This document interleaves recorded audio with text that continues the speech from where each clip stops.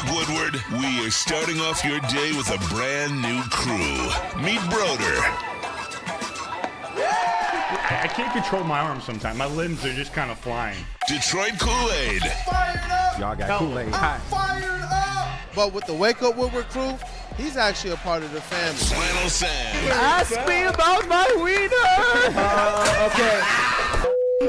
Along with JB and KG. Wake Up Woodward gets you all of your Detroit sports talk. Every morning, 8 to 10 a.m. Live on Woodward Sports. A show for Detroit, by Detroit, with people from Detroit. Tell Siri to set an alarm, because it's time to Wake Up Woodward.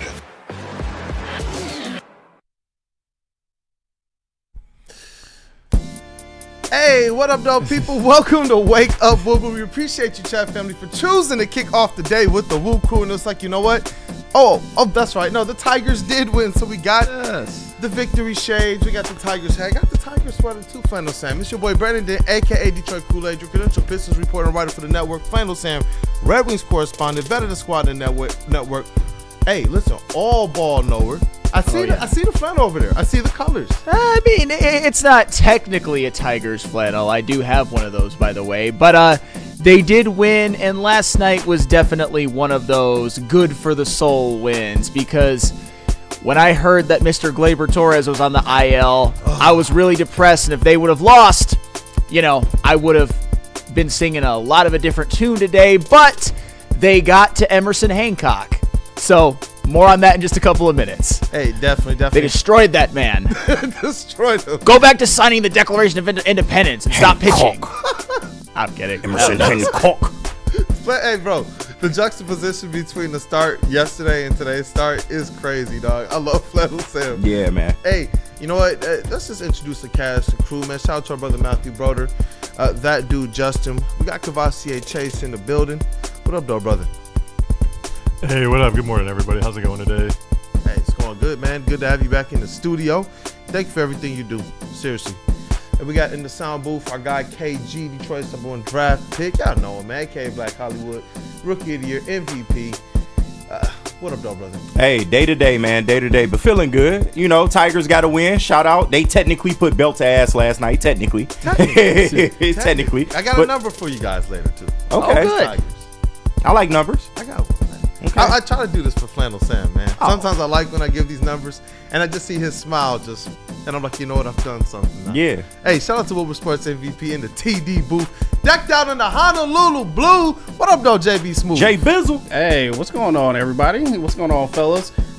Another good morning. I actually woke up pretty early today, so feeling good right now. So this should be a good show. Hey, let's rock. You know what? You want to tell the people what we're going to talk about before we get into these Tigers? Absolutely. Well, other than the Tigers, we got a lot of Lions. We've got a quote from Brad Holmes, some sound from Brad Holmes, and some sound from Dan Campbell. So we all know that it's something that we're going to have to react to, and I know if you guys haven't heard it already, some very interesting tidbits, that is for sure. And also, I like tidbits. Towards the end of the show... Wait, pause. Absolutely. Hey, Dusty May is already doing some work in the transfer portal. Damn Michigan right. got it. Michigan got a point guard. Yep. So Wasting no time. Wasted no time whatsoever.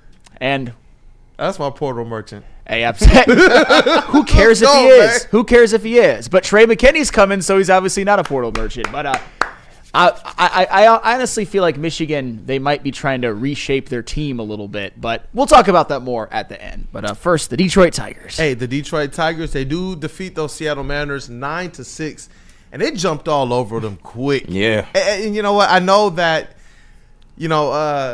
KG's, stepson over there, Javi Baez, man. He's back. He's back. Two hits yesterday. He's back. What in the world is going on, Flannel Sam? Why? It seems Drove in a we're getting run? contributions Why? from some people that just a few months ago we didn't even have questions about. We were just like, you know what? Hey, thank you guys for your services. We're looking forward to the future.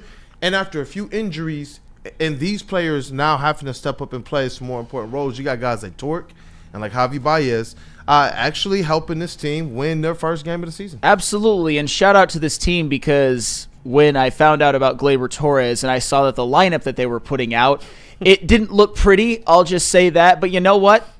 one of the best ways to remedy any sort of ails with the injuries, the being swept in their first series at Los Angeles, is to jump out to a 6-0 lead in the top of the first inning. As I said before, the Tigers just jumped all over Mr. Hancock. It hey, absolutely. Started off with Justin Henry Malloy, gets called up, unfortunately, because Gleyber Torres is on the injured list, but in his first at-bat, rips a double. Right after that, Carp with an RBI single, a hit with runners in scoring position. That was a big theme of last night's game. Absolutely huge. And then after that, unfortunately, Kerry Carpenter gets picked off. I'm practically throwing things at the TV because I hate base running outs, but we know.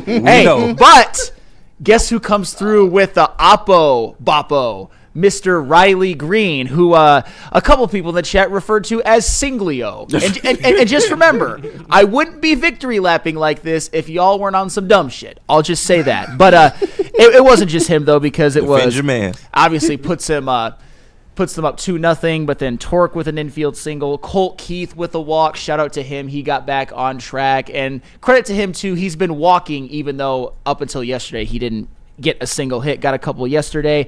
McKinstry with a fly out. But then after that, from some unlikely sources, I will just say that 3 consecutive hits with runners in scoring position. A Dylan Dingler single scores Torque. A Trey Sweeney single scores Keith. And a Javi Baez double scores Dingler and Sweeney. I mean, sometimes you just need production from unlikely sources from the bottom of the lineup, and all of those guys stepped up. Were they all people that we were expecting big things from this year? No. Might they still not give you those big things? Sure. But last night, when the Tigers needed a big inning more than just about damn near anything coming off being swept, they got it right away, and the game was never really in doubt for the rest of it. So shout out to the Tigers. They just jumped on the Mariners and really didn't let up. And we know this for sure. The Tigers will not be going into opening day 0-6. They definitely will not. And, I have a number for you guys, 5.25. Do you know what that number is? What's that? The number of runs they've scored per game this season. That's the crazy thing. They actually, in the totality of it all, I know that against the Dodgers, they didn't hit well with runners in scoring position, and that most certainly was a problem. But they've had traffic on the base pass throughout this entire season. Honestly, I think it's a combination of their pitching and the fact that the Dodgers lineup was just so good. That was really the biggest problem other than the runners in scoring position. I know last night when it came to the pitching, it wasn't the best. Jackson Jobe didn't look his best. He certainly had a couple of moments where you saw that dynamic stuff, which makes him... That cutter is nasty. Oh, that cutter's nasty, which Fucking has made beautiful. him a top pitching prospect and one of the top picks in the draft that he was in. But he also gave up 4 walks and a couple of home runs. He was actually fortunate that both of the home runs he gave up were solo shots, which is fine when you've got a 6-run lead. He was able to exit with an 8-3 lead, so technically he did his job. Yeah. You would have liked for him to look a little bit better, but as long as he didn't give up 2 3-run home runs, it was fine. And the same goes for Brant Herter, who gave up a couple of runs, but he did close the game with 3 solid-ish innings. Again, pitching with a big lead is different than pitching with like a 1-run, 2-run lead tied, like 1-2 run deficit. Definitely. Sometimes runs are just going to happen and you accept them. And it's cool to see, though, when you think about the runners in scoring positions they've left on base, this 5.25 runs per game could even be higher, and they probably could be 500 at this point right now with just, honestly, maybe just a little bit better pitching in that first game from Scooble. That's kind of how razor thin it is for the Tigers, and just record-wise, you're probably looking at them differently. But that's why I like the fight that they showed against the Dodgers, and it seemed like they brought that into this Mariners series. And to see the bats being what ultimately is early on giving this Tigers team an opportunity to go into opening day here in Detroit with potentially a couple wins under their belt, that to me is one of the biggest surprises of the season. Hey, and I'll tell you what. Season. Oh, yeah, sure. It's the early season. It's only 4 games in. We can't take too many conclusions. But one thing I will say about last night, I mentioned that first inning, which was dynamic. You love to see it. But a couple other numbers for you guys that I know you guys are really going to like. Seven different Tigers had at least 2 hits. Justin Henry Malloy, Kerry Carpenter, Spencer Torkelson, Colt Keith, Dylan Dingler, Trey Sweeney, and Javi Baez. And again, when you talk about some of the names that I just mentioned, a lot of Tiger fans, myself included, didn't have super high expectations for those players. But we talking about bats? Hey, absolutely. No, for real. Hey, and That's honestly, crazy. and speaking of Spencer Torkelson and Dylan Dingler, I got to give them credit. Spencer Torkelson, through the first 4 games, his slash lines, 429 average, 579 on base, 1.293 OPS. He might just be back. It wasn't just that first game where he walked 4 times and hit a home run. Ever since then, he's been continued to be productive. Every single game, he's given you good at-bats. And Dylan Dingler, I know that I certainly wasn't expecting much from him. He gave you virtually nothing at the plate last year, but so far when he's been out there, 455 average, 455 on base, 1.364 OPS. Obviously, those guys aren't going to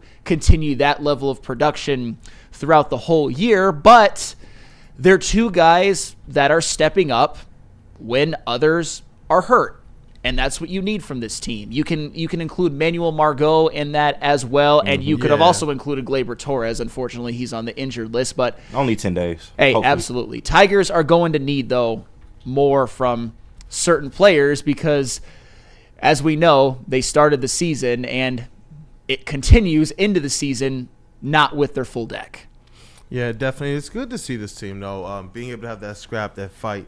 Seeing a lot of pop, a little bit of pop out of these bats. Usually I'm looking forward to bats heating up after a couple months of the season, but if this is a squad that can kind of tread water while they're looking to get healthy in these ways, I think that this is going to be a team that it's not going to – you're not waiting until after the trade deadline to see this team pick it up. This is going to be a squad that, based on what we know about their pitching, and if the bats can continue to produce at 5 runs a game – hey, this is going to be a squad in a good position after we look back after like the first couple months of the season. No, absolutely. And what did I say yesterday? They look to me closer to the team that we saw go on that run going into the playoffs and then actually winning some games in the playoffs more than they look like the team that struggled throughout the season in order to get to that point. And like you said, bro, the bats have almost been better than the pitching through the first 4 games. And that's crazy to see for a team like this that was lacking offense. And how many times have we seen the Tigers, okay, they get 6 runs in the first inning. Oh, that's great. But that's the only runs they put up the whole game. No more pressure is applied, and that allows other teams to come back and, maybe win or at least tie the game going into extras. We've seen that story too many times with this team, but the bats continue to impress me. You are getting contributions from a lot of people that you didn't think you would get contributions from. Like Flannel brought up, Colt Keith gets back on the board. That was huge. He looks good. Torque continues to look different to me. He is excelling at the eye test. You don't have to know much baseball to know that this guy, compared to last year, so far, looks great. And just you're getting, just offense from sources like you said, Javi Baez. He's got a 313 average. I know it's only the first couple games, but he looked good last night. At least he gave you something. Average? Yeah. This man's trolling, bro. No, it's 313 for real. Yeah, for real. Didn't even think about that angle. Yeah, but it's just nice to see him actually give something positive to the team, man. Dylan Dingler bang. You got what you wanted, man. If he can be my wayward godson. Yeah, no, if he can be an asset offensively, oh my God, that's does wonders for the catcher position. No offense to Jake Rogers, we all love the Walrus, but if you could get somebody like Dylan Dingler that can provide offense and defense, then I think this goes to a whole nother level. But I just like the fight that they've shown. Like this team seems like they're playing with the edge. They play with a little bit of attitude, and once they get their pieces back, I'm really interested to see how this is going to look. But as long as they can stay afloat until the injuries come back, I think we'll be fine. I wonder what they're getting so right now with getting the most out of these players that not a lot of us really expected a lot out of. Whatever the magic of AJ Hinch is and the rest of his staff, they're pulling all the right strings right now, which makes me very excited for when this team actually gets healthy. Like, it's good to see Kerry Carpenter start off the year already in several games with some RBIs. it's like, our guys are already doing, what we expect them to do. Riley Green obviously comes up big last night. Yep. Among, like we keep talking about with Torque and Baez, this thing is looking pretty nice. I've been really, really pleased with with what Margot has brought to the table after him just kind of being this emergency signing with the news of Parker Meadows and a 60-day DL. But Gromit says Malloy should have been up from day one. Yeah, he should have. I would like to keep him on the roster. I know injuries probably not going to allow that, like, once people start coming back, but he is probably the most patient, like, best plate discipline hitter you have, like, on your squad. So I would like to see him stay up. I would. Yep, and I see you, Crazy Clown. He says Seattle fought hard. They didn't get discouraged, and it was a great job for the pitchers to hang on to the lead. It's not easy to keep a 6-0 lead early, especially with a rookie starter, and that's what you alluded to earlier. These games are a little bit different when you're playing from ahead in the game versus if it's tied or close, or if you're behind. Yeah, Jackson Jobe, he did a good job of stranding whatever traffic was on the base pass. Like I said, when you just look at his stat line of 4 walks allowed, 2 home runs allowed, that's how you put yourself in potential danger of blowing a 6-run lead. But both of the home runs he allowed were solo shots, and solo home runs allowed when you're up by that, they are not a big deal at all. You will take them. Special. Absolutely. You will take them over, let's just say, giving up a couple of walks and just letting the line keep moving for the opponent, which last night would have been the Seattle Mariners. And Dante151, $9.99 super chat. You are the absolute man. Javi Baez is back. LOL, but anyway, it's nice when you don't have to face an all-star team in the Dodgers. That's 100% true. Also, Torque and Baez made some clutch fielding on defense, which is nice to see even with 1 error. And that is 100% true. I thought it was defensively a well-played game as well. Yeah.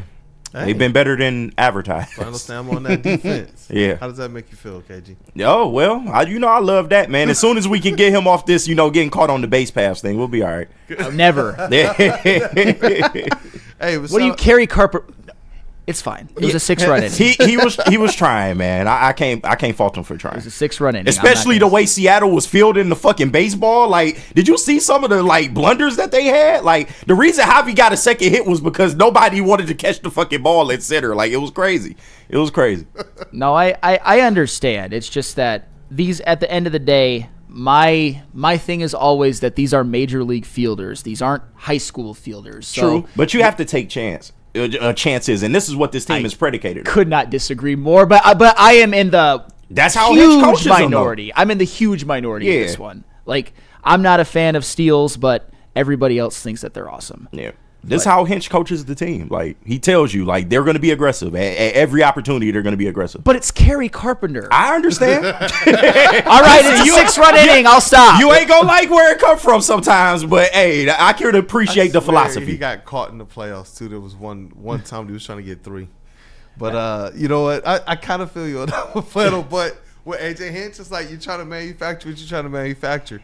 Well, if you're getting 5.25 runs a game. Yeah. That's where I'm hoping they don't have to do as much of that anymore. Hey, get some home run hitters and you won't have to. Hey. You can solve that real easy. Go sign some home run hitters and you won't have to. But until then, we got to do what we got to do. I don't know. I thought Riley Green looked like a home run hitter last night. I know he went 1 for 5, but that was a lot of opposite field power there. No arguments out of me. I told you he had to step up a little bit. He gave you a homer last night. Shout out to our guy Broder in the chat. He just says they need more bunts. They do need more bunts. Yeah, I'll tell you what, in that first inning, you definitely didn't want to give away outs. And, Broder, I even know you'll agree with that. Oh, snap. Hey, I see you in the chat, Danny G. He says, April Fools. But it's not just April Fools. It's also our brother, the main man, Darren McCarty's birthday as well. Happy birthday to you, Darren McCarty, man. It seems like he gets this kind of good, 7 days, 8 days, kind of just bliss, especially when you consider Turtle Day just passed as well. So it's good to see him be able to get his flowers multiple times in a couple weeks. So happy birthday to you, Darren McCarty. Glad to know you, and shout out to him. I know he has some new ventures on the way. Yes, he does. We know what they are, and you guys will sometime soon as well. Easy in the chat. Good morning. I hate you, April Fools. Thank you. Does that mean you actually love us, man? I love you too. Was he saying April Fool's to the good morning part? Oh, maybe he's saying bad morning. Bad morning. Man, boy, clarify yourself. Easy. No, you're the bad dude. Oh, stop. Hey, but you know what? Buddy's Pizza has been serving the original Detroit-style pizza since 1946. 79 years later, they have 22 locations in the state of Michigan. And fans can still visit where it all began on the corner of 6 Mile and Conant. Sign up for Buddy's Rewards to earn points on every purchase and receive exclusive promotions. Download the Buddy's Pizza mobile app and start earning today. Add some Detroit style to your next meal. Save 10% off your entire order using promo code 10MEAL. That's the number 10, MEAL, Buddy'sPizza.com. How do people feel about getting a Planet Fitness membership for $15 a month? How do they like working out in a clean and spacious gym that's filled with equipment for every workout? And how about free fitness training in the judgment-free zone that leaves them feeling energized all day long? Join Planet Fitness today with the free PF app, online or in club, and start getting that big fitness energy for $15 a month. Big injuries, big news. Twice a week, Dr. Jeff Pierce from Michigan Sports and Spine joins Woodward Sports Network for the Injury Insider Report. Big D Energy Tuesdays at noon, and Ermanni and Edwards with Maz Thursdays at 3:30. Get expert analysis and in-depth breakdowns on the latest sports injuries from the man trusted by top athletes in the community, like D-Mac. Whether it's the Lions, Pistons, Tigers, or Red Wings, Dr. Pierce talks us through it all. Don't miss the Injury Insider Report with Dr. Jeff Pierce, your go-to source for understanding the impact of injuries on the games and players we love. Only on Woodward Sports Network. Scan the QR code on the screen or go to MichiganSportsandSpine.com to see if Dr. Jeff Pierce can help you. Listen, I'm not sure who, but somebody let the Tigers get hot. The Detroit Tigers are locked and loaded for another great summer in Detroit. And it all starts downtown at the biggest home opener party in the city. Join Woodward Sports at Grand Slam Festival as we take over the Detroit Opera House parking lot. A big-ass tent for a big-ass Detroit party. Get your tickets now at GrandSlamFestival.com or follow Woodward Sports on X and IG for your chance to get in for free. Party across from Comerica Park and hear the roar as the Tigers take the field for the first time in 2025. DJs, food trucks, bartenders, live broadcasts, and more. See you for the Tigers' first home game of the season, April 4th at the Grand Slam Festival with Detroit's biggest party animals, Woodward Sports. Hey, it's Planet Fitness, fitness that fits your budget. No matter where you are, there's a Planet Fitness close by. There are more than 50 in Metro Detroit and thousands more throughout the world. At Planet Fitness, you experience a squeaky clean gym that has tons of equipment, fairly knowledgeable staff, and a totally judgment-free atmosphere. Did you know that all Planet Fitness memberships include fitness training for no extra cost? Want all the perks? Upgrade to the PF Black Card and enjoy use of amenities such as unlimited use of the Black Card Spa featuring hydro massage, massage chairs, and total body enhancement, and more, along with access to over 2,500 locations worldwide and unlimited guest privileges. For more information or to join today, visit your local Planet Fitness or planetfitness.com. Hey, what up, though, people? Welcome back. It is Wake Up Woodward. We appreciate you, chat family, for kicking off the day with the WUW Crew. Let's go ahead and run up those likes. And since we about to TLB, KG, Talk Lions, bitch. words to our brother Matthew Broder. Just real quick, let's just satisfy that like button early. Let's get it going right now. We got to treat it right, treat it nice. You always Run trying the to blow lights it up. early, Get man. some Damn. more people in here, man. Lily Phillips style. Just waking up, man. I ain't even stiff yet. Hey, it is what it is, though, man. We gonna go ahead and pleasure that like button. So just go ahead and slide that finger right across that screen. You know, warm that screen up a little bit. It's cold outside, man. We trying to get cozy. We trying to get warm. Go ahead and like the WUW Crew, baby. Hey, let's rock, man, because we got to talk about one Mr. Cook Up himself, that is Brad Holmes. And he talked about a couple players with big implications to the Lions. One that used to be here, no longer is. And one that is here, but we're trying to figure out for how much longer into the future. But the first one, Yes. Big Z, Za'Darius Smith, a player that Flannel Sam, like 2 months ago, we were like, we can't wait to see a Za'Darius Smith in a lineup where the usage is down and he's playing a bookend to Aiden Hutchinson. And in a matter of months, he's not on the team. No. He's not on any team right now. No, Brad he's Holmes had not. some interesting things to say about He had some interesting things, and this is courtesy of Dan Miller, of course, big friend of the network and Lions play-by-play man. Brad Holmes on Za'Darius Smith says they just couldn't afford him based on their current situation and what's coming down the road. They are staying in touch with his agent. Felt like he played good snaps for them last year. Much more coming up on, Fox 2 News at 5 and 6. But shout out to Fox 2. Hey, sounds like Brad Holmes, he's got a plan in his mind. Za'Darius Smith, with his signing bonus, with his 2026 cap hit, was not worth it at this price, at the price that he was at. I've always said, though, I still disagree with letting him walk, but if the Lions can re-sign him, if Brad Holmes can re-sign Za'Darius Smith at a cheaper price, I will just call him Master Holmes. Because at the end of the day, Za'Darius Smith, with his age, I don't think last year's contract was too much, but if you could get him at something cheaper, it'd be a bargain based off of his production last year, no question about it. Especially when, I know we're going to talk about another player of consequence as well. When you're talking about how you have to manage this cap sheet for longevity, that's where, whether it's a good deal to the player or not, you have to think about, is this a good deal to your overall plan, not just this year, but the next 5 years? Because you're trying to not just have a Super Bowl window right now built around Jared Goff's time here, but if you're a good GM, you want to have one of those runs like it seemed like the Patriots had. You want to have a run where, whether it's with Goff or another quarterback after this window, that you can have a run similar to like your Chiefs have had. Oh, my Chiefs. Yeah, they're your Chiefs. But that's the thing. It's like, so if he's being savvy enough to probably know based on the market, we have a potential to get Za'Darius Smith back here for a little bit cheaper. And what tips me off to that is just that he said, hey, look, we're staying in contact with his agent. So they're doing everything they need to do to show that there is definitely interest in bringing him back for the right price. And what else caught my ear in that is this for what's coming down the road too, though. Like right now, that's the key word. We couldn't bring him back because it was too much money for what we're about to do down the road or for what's coming down the road. I'm wondering now what is coming down the road. As it relates to either trade deadline, where we know he got busy last off season and last trade deadline, but the season before he kind of sat idle, or if he's going to do something in this draft. That's really what made my ears perk up, and I can't wait to see, because if you are letting Za'Darius Smith walk and if you haven't brought him back yet, then my mind instantly goes to he must have something else he's going to cook up. I wonder, I kind of think with Brad Holmes, he wants to make as few of decisions with his own players as possible.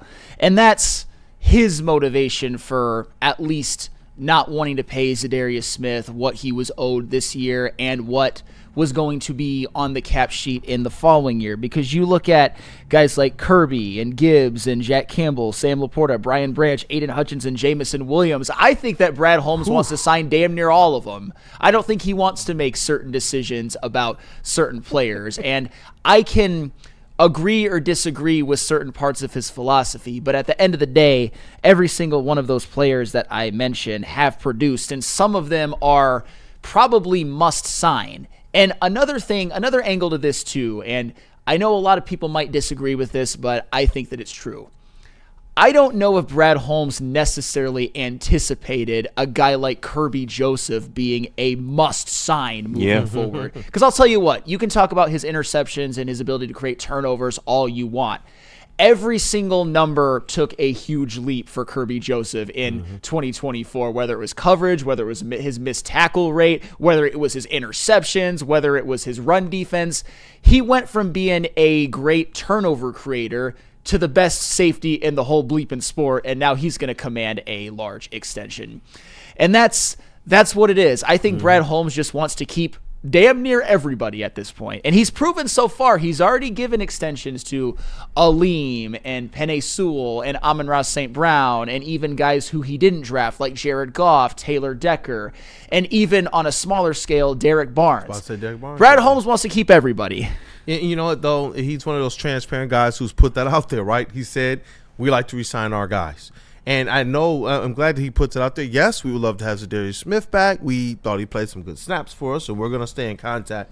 But That's where it is. I do believe that it's about how do you set up this window long term? How do you come through on the promises that you're making that, hey, listen, we do want to value bringing back our guys. And it's gonna be interesting because in that you still have certain needs though. So even if you want to bring back your guys, you still have to do something with that defensive line, and that's where it's going to be interesting because there's these two philosophies, these two camps. I used to think that it was just a smaller minority that wanted offensive line, but I'm seeing this even more in some of the national papers and writers and such that maybe they go offensive line in that first round.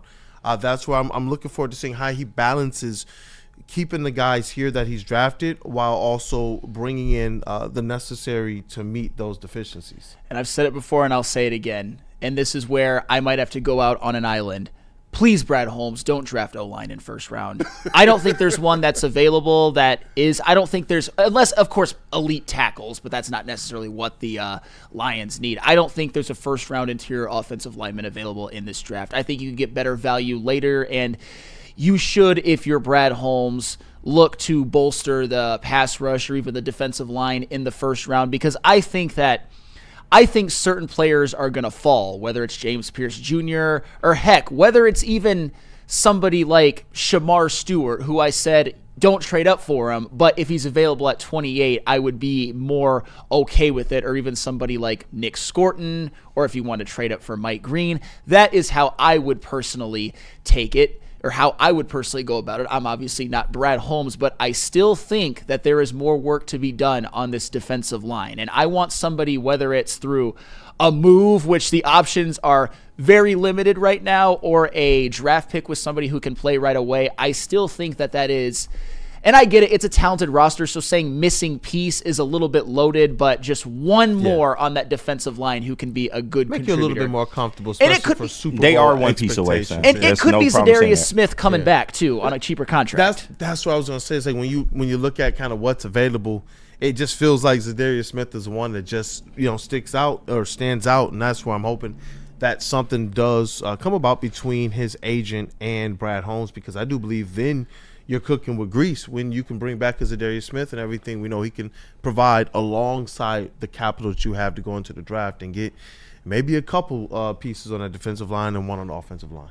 Yeah, no, that Dan Miller tweet did nothing but confirm a lot of the things that we've been talking about. We know what down the road is. The Lions have all-pro players. They would like to keep their all-pro players. And that's where, I think kind of the fans need to realize, like, the Lions are in a way better position than they've ever been in terms of, like, player acquisition, developing players, and being able to get the most out of players. So this thing is different. They want to be able to keep some of their guys that they're already familiar with, that know the system, and that frankly go out on the field and ball out. Why wouldn't you want to keep some of these people here? Why make as many hard decisions if you can just be able to keep mostly everybody? And that's what they're trying to do. They like to have some of their cap roll over from year to year. This is why the Lions over the last 2 to 3 years have been one of the top teams in terms of cap space, is because they don't go out in free agency and go crazy like we want them to. But you see them re-sign their guys. You saw it with Jared Goff. You saw it with Penei Sewell. You saw it, with Amon-Ra St. Brown. And you're going to continue seeing that. They discussed J-Mo. They have plans to pick up his fifth-year option. He talked about it on the sit-down with Mike Florio. They have plans to pick up his fifth-year option. That's $15 million. They have plans to re-sign, of course, Hutch, but Gibbs, Kirby, I think is in the conversation now. There is a lot of players coming up in these next couple years that are going to be crucial to what the Lions' trajectory will be, both offensively and defensively, and they want to be able to hold on to their guys. So I'm not mad at this. If anybody should be mad at anyone, be mad at the Cleveland Browns for the way they structured Za'Darius Smith's contract, because I promise you, when they traded for him, they knew that he had that extra year. The goal was most likely to keep him under contract, but once they got a hold of the contract and realized some of the language in it, then they probably had to adjust. And I'm sorry, like, $16 million is no small number. Like, it would have been $11 million this year total, and then another $5 million the year after that, and he's not even on the books anymore. So they want to be able to keep that money, to put that money elsewhere. I'm not mad at that. Not mad. It gives Brad Holmes the flexibility to say, you know what, if we want to keep him on this contract, we can do it, and if we get the opportunity to pivot, we can do that as well. And I'm not mad at Za'Darius Smith for taking his time to figure out what's out there. especially knowing at the stage in his career, what is that final contract looking like for him? What, is this? Does he have another one? You know, what can he get? Is there someone out there willing to give him a couple years, 2-3 years? Who knows? And so do what you got to do, and if it works out, I'm going to be one of the most ecstatic people because I liked what Za'Darius Smith brought, just the vibes overall as a vet, and he did produce on the field in a position that it just makes me think, man, if he's with a healthy defensive line, I believe we're going to be really, really cooking with something. Not that the Lions aren't already a good team, but that he helps to really put them over the top when they're healthy. And that's just it right there. All you can ever ask your GM to do is go out there and try. And for a lot of years as being a Lions fan, how many times will we not even hear reports of your GM going out and trying to make something happen, whether it be through the trade market, whether it be in free agency? Listen, Brad Holmes is doing what he can, and that's all we can ask him to do. He's still in touch with Za'Darius Smith, so that's not completely out of the question. He has had his name in the hands of trying to trade for Myles Garrett and trying to trade for the guy before him, Max Crosby. Not Hendrickson, but I don't know if he called on Hendrickson. He but knocked on the door, Crosby. I wouldn't be surprised if he did call on Hendrickson, though, because he's out there and he's trying, and he wouldn't be out here trying to yield some of these offers if the team couldn't do it. But at the end of the day, that's all you can ask for. He's calling these GMs, he's calling around the league, he's looking for ways to improve his team, but at the end of the day, he has a fallback, which is his greatest strength, and that's the NFL draft. And if that's how they want to do it, then it's worked to this point. Who am I to say, stop doing it that way? Man, I know we got to get to the next segment. But I am impressed with Brad Holmes that he's trying to do what he believes is best, and not just kind of how we do in Detroit, because I loved everything that Za'Darius Smith brought from a vibe standpoint as well as on the field. And a lot of times I know how we do merchandise that and sell it to us as Detroit people, and we will those are the ones that we will cape for. But Brad Holmes is really here trying to run a Super Bowl level organization. And he's making these moves the right way. We've seen Dan Campbell, whether we're friends or not, I got to make the right decisions and the right moves with my personnel. And you see Brad Holmes with all of the good vibes and all of the positivity on the field that Za'Darius Smith brought. You're right, with some of those numbers in the contract and what they're trying to do to bring back their guys, like Flannel Sam highlighted. I'm glad that we got a GM that's competent enough to understand all of this and really cut through some of the more fanatical or emotional or vibey type stuff and get right down to what needs to be done for this team to be able to move forward and reach his goals. He cares about longevity, and this is why we sit up here and simp over Brad Holmes for the last 2 to 3 years. Like, it's not for no reason, bro. Like, he has a vision in mind to where he can keep this Lions team in the conversation for years and years to come. And like I said, it'd be different if it wasn't working. Like, it's worked to this point. I understand we haven't got to where we want to get to, but that doesn't mean we can't get to where we want to get to. But if it ain't broke, why fix it, bro? It's worked to this point. Let's continue to do it the way he has envisioned it. With Za'Darius Smith, I think it was that confounded dead cap hit in 2026 that really was the straw that broke the camel's back for Holmes. Like I said, I wouldn't have minded it personally, but at the end of the day, I'm not the GM. And unfortunately for the Lions, or I don't know if it's unfortunate, it's just a fact, their cap situation is not as advantageous next year as it is this year. Because I personally would have had no problem with Za'Darius Smith making $11 million this year. But as far as a cap hit for nothing next year, I understand not wanting dead weight on the roster. Like I said, if Brad Holmes can Jedi this into re-signing Smith for a cheaper contract, I will get on my knees for that man. Not in that way, but you understand what I'm saying. I will STFU about any questions that I've had. I'll just say that. Hey, we're gonna have to start saying stuff like "No Lily Phillips." Yeah, we got a Tim 20-man tweet in here. If you want to just say that real quick before we go to break. Dan Campbell on the D line. We feel good about where we're at, and we're not done either. End quote. So for all my D line people, relax. It's on the way.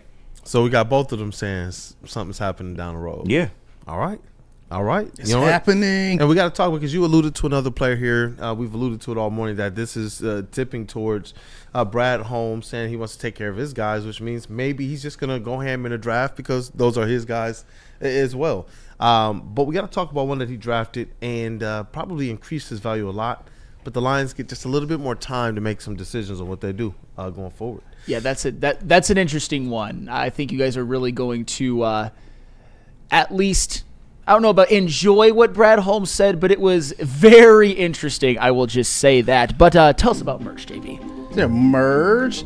Hey, you know what day it is. It's D-Mac's birthday, so why not celebrate and go get yourself some D-Mac merch that we got up at WUWsports.com. All you got to do is click on that shop tab. We got the D-Mac Turtling Boxing Club, and you know we got the I Saw D-Mac Turtle Claw t-shirts and hoodies for you available right now. Why not go out and celebrate this man's birthday by grabbing some merch and wearing it proudly? Head over to WUWsports.com. All you got to do is click on that shop tab. Walk into any Lady Jane's Haircuts for Men today. Open 7 days a week. Sit back, relax, and enjoy precision haircut, scalp massage, hot leather neck shave, and hot towel treatment from one of our talented stylists. Step up your game this season and take advantage of our $20 haircut special. Scan the QR code and get your coupon today. Lady Jane's Haircuts for Men, the ultimate haircut experience. Open 7 days a week. Walk-ins always welcome. Lady Jane's Haircuts for Men. It's wicked awesome.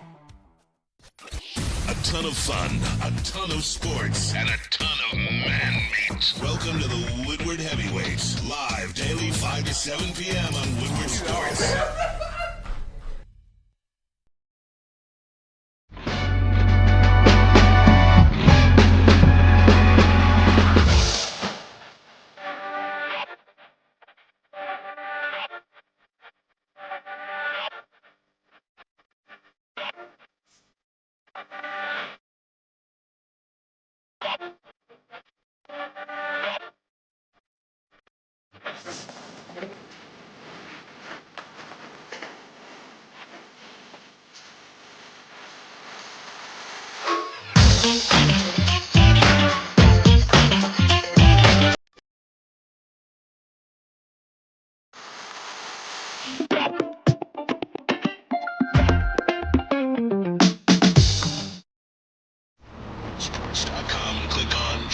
Get the latest in Detroit sports apparel and exclusive Woodward sports gear. WoodwardSports.com can get the whole team outfitted. Love the Pistons, Red Wings, and Tigers? We got something for you, too. Shop online at WoodwardSports.com.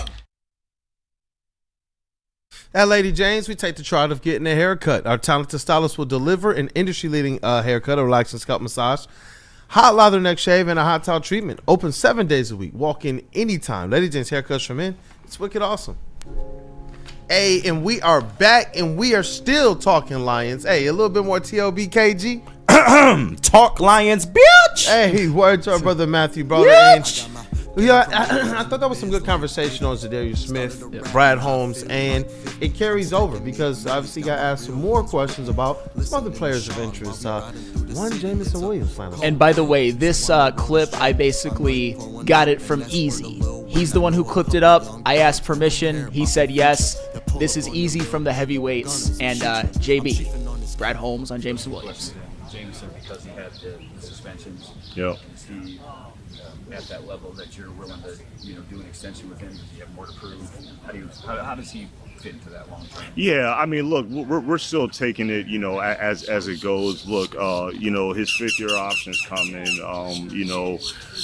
It's looking likely that we'll go ahead and just pick that up. But in terms of extension, again, there's a lot of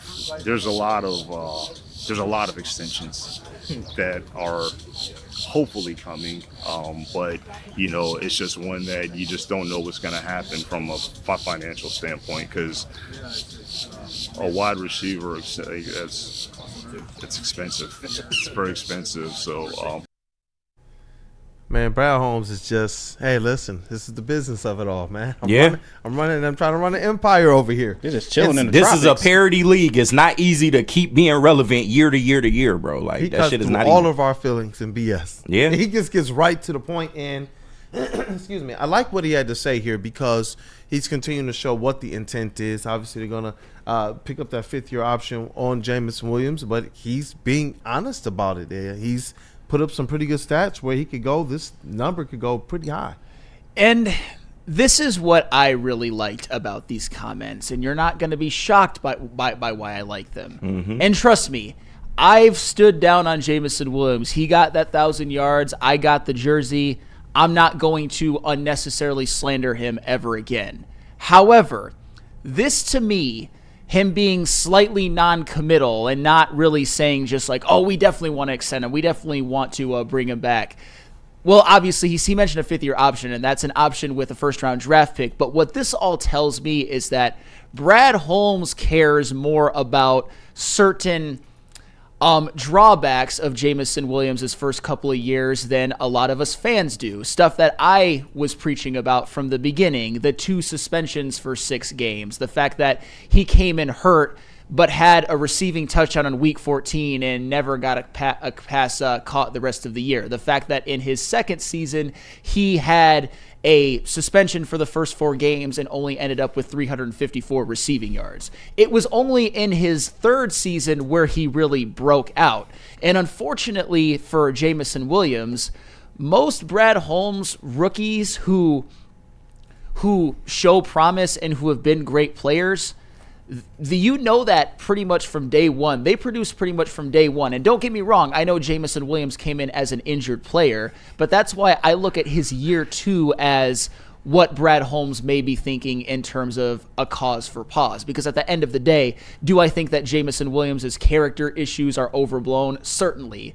But being suspended twice for 6 games is not common, and it's certainly not common around Detroit Lions players. And I think there's a lot of players who Brad Holmes has drafted and has already given extensions to and will give extensions to that he's more comfortable with giving the big bucks to right now than Jameson Williams. All this could change if JMO has a monster year 4 and ups his numbers even more and doesn't get suspended. That could change, but as of right now, I think that Brad Holmes has more trust in other players, both who he's already extended and who he's going to need to extend soon.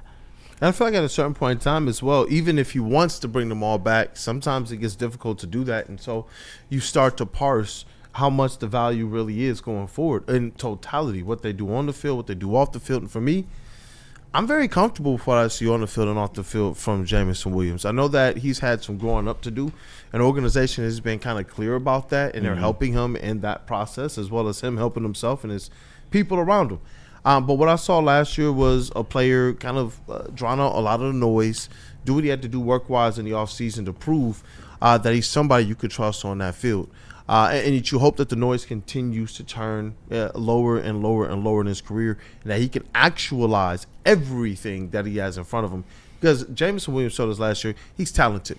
And every time he touches the ball, it's almost as if you can bet that it's going to be a big play every single time. The connection that he had and the just what he provided for Jared Goff.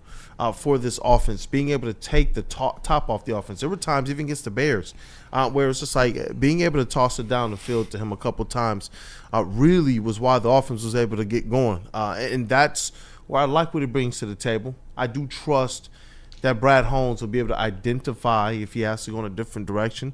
Somebody else will fulfill that role, but personally, I really like what Jameson Williams brings to the table, man. Both vibes, on the field and off the field. Oh, sure, of course. And nobody, and even me, I'm not denying what he did last year and what I think that he can be. I think there's a couple of chats that are interesting. Chuck Brewer, or his extension depends on how much he improves next year, Sam. And I think that's it. Actually more what I was saying, but maybe I didn't articulate that enough. And DNCENT, JMO is getting $30 million. I'm assuming he means AAV, but it won't be here, unfortunately. And if Jameson Williams has another monster year, he will be closer to the top echelon of highest paid receivers in the NFL than you think. I will just say that. But as far as Chuck Brewer goes, I think you're right, because look at the players that Brad Holmes has extended. Let's start with Penei Sewell. By the time Penei Sewell was extended, he was already a 2-time Pro Bowler and a 2023 first-team All-Pro and widely regarded as the best tackle in the NFL. Then he was extended. Amon-Ra St. Brown had a 900-yard rookie season, 2,000-yard seasons, including a 1,500-yard season in which he was also named first-team All-Pro. Then he was extended. Ali McNeil, he had a productive season in 2022, a great season in 2023, and a really good start to the 2024 season, and then he was extended. That's where Jameson Williams is a little bit different. Through a variety of reasons, he didn't hit the ground running nearly as fast as the typical Brad Holmes standout draft pick does. And don't get me wrong, he's blossomed into what we all thought that he could be. He was fantastic last year. I'm not taking that away from him. But I do think Brad Holmes, not Flannel Sam, Brad Holmes is telling you that he needs to see more, and he's very thankful that he has the fifth-year option, and the pressure isn't quite on just yet. And that's just the negotiating process. Like, Sam, I don't, disagree with anything you're saying. The early stuff does play a factor. I don't think it plays a huge factor, but in terms of negotiations, that absolutely has to get brought to the table. Just the fact that it did take you a while to get going, and while, you did end up where we wanted you to end up, those couple years of production, is it really worth us paying you X amount of dollars? And like you said, if J-Mo continues to be the guy that we think he can be, you're looking at maybe a 12 to 1,300 yard receiver, multiple touchdowns. He will be one of the highest paid receivers in this league if they decide to keep him. But that's not a decision they need to make right now. I think they've made it pretty clear that, barring anything unforeseen, they will pick up his fifth-year option. So we will have him for at least the next 2 seasons at a cheap price. And then it just depends on how, how some of these other extensions fall, how some money comes off the books. Like, there's multiple things year to year. Every time they do this is going to look different. There will be certain people that you not going to have here that you thought you would. There will be certain people that'll be coming in that you have to account for. But overall, if J-Mo continues to produce, I think Brad Holmes will try to find the money as long as he doesn't price himself out. And that's also another big thing that, if J-Mo comes to the end of this contract and he's balled to that point, there is a chance he could price himself out. I don't think he would, and maybe you want to explore trying to extend him a little earlier than, the 5th year. But if they decide not to, I trust Brad, whatever he decides to do. But balling out for J-Mo is so different because of the big play potential that he provides. So it's like balling out for him, it's almost like you kind of keep him. He's such a weapon. He's a game changer. He's a game changer, both in the passing game and the running game. Especially when you start to run him in motion as he continues to improve as an overall player and how he sees those runs in front of him. This guy is going to be someone you can throw the ball at all 3 levels. Give him the ball at all 3 levels. He's going to be, like he's already shown, somebody can make a difference. I liked his improvement catching the ball over the middle of the field. I thought his hands got a lot more sure over what we've seen prior. And that's where, if he balls out, it's not as if it's just kind of all right, cool. He put up decent stats for a wide receiver. He's the type of guy that's going to go out there and get you like 20 yards a catch. Mm-hmm. That type and of some rushing yards, And some rushing yards. That's where it's like, man, you said it right best, game changer. Yeah, no, he's a field flipper. He's somebody that can literally flip the game in an instant. And I've said this, all through last season. He has the NFL's most coveted skill, and it is speed. And the way he utilizes his speed and the way this Lions offense utilizes his speed, he's one of those guys that you really have to consider if you're thinking about, maybe, re-signing him or letting him go. Like, this is, if he goes to another team and he's still in the prime of his career, that could be a mistake. So I would just, we still have another couple years. I'm not really worried about it right now. And like I said, maybe you have those talks early, so maybe you can be on the cheaper end of things. But overall, we got J-Mo for the next 2 years. We'll see how it plays out. But ultimately, it will be determined on how much he improves from this year and that 5th year.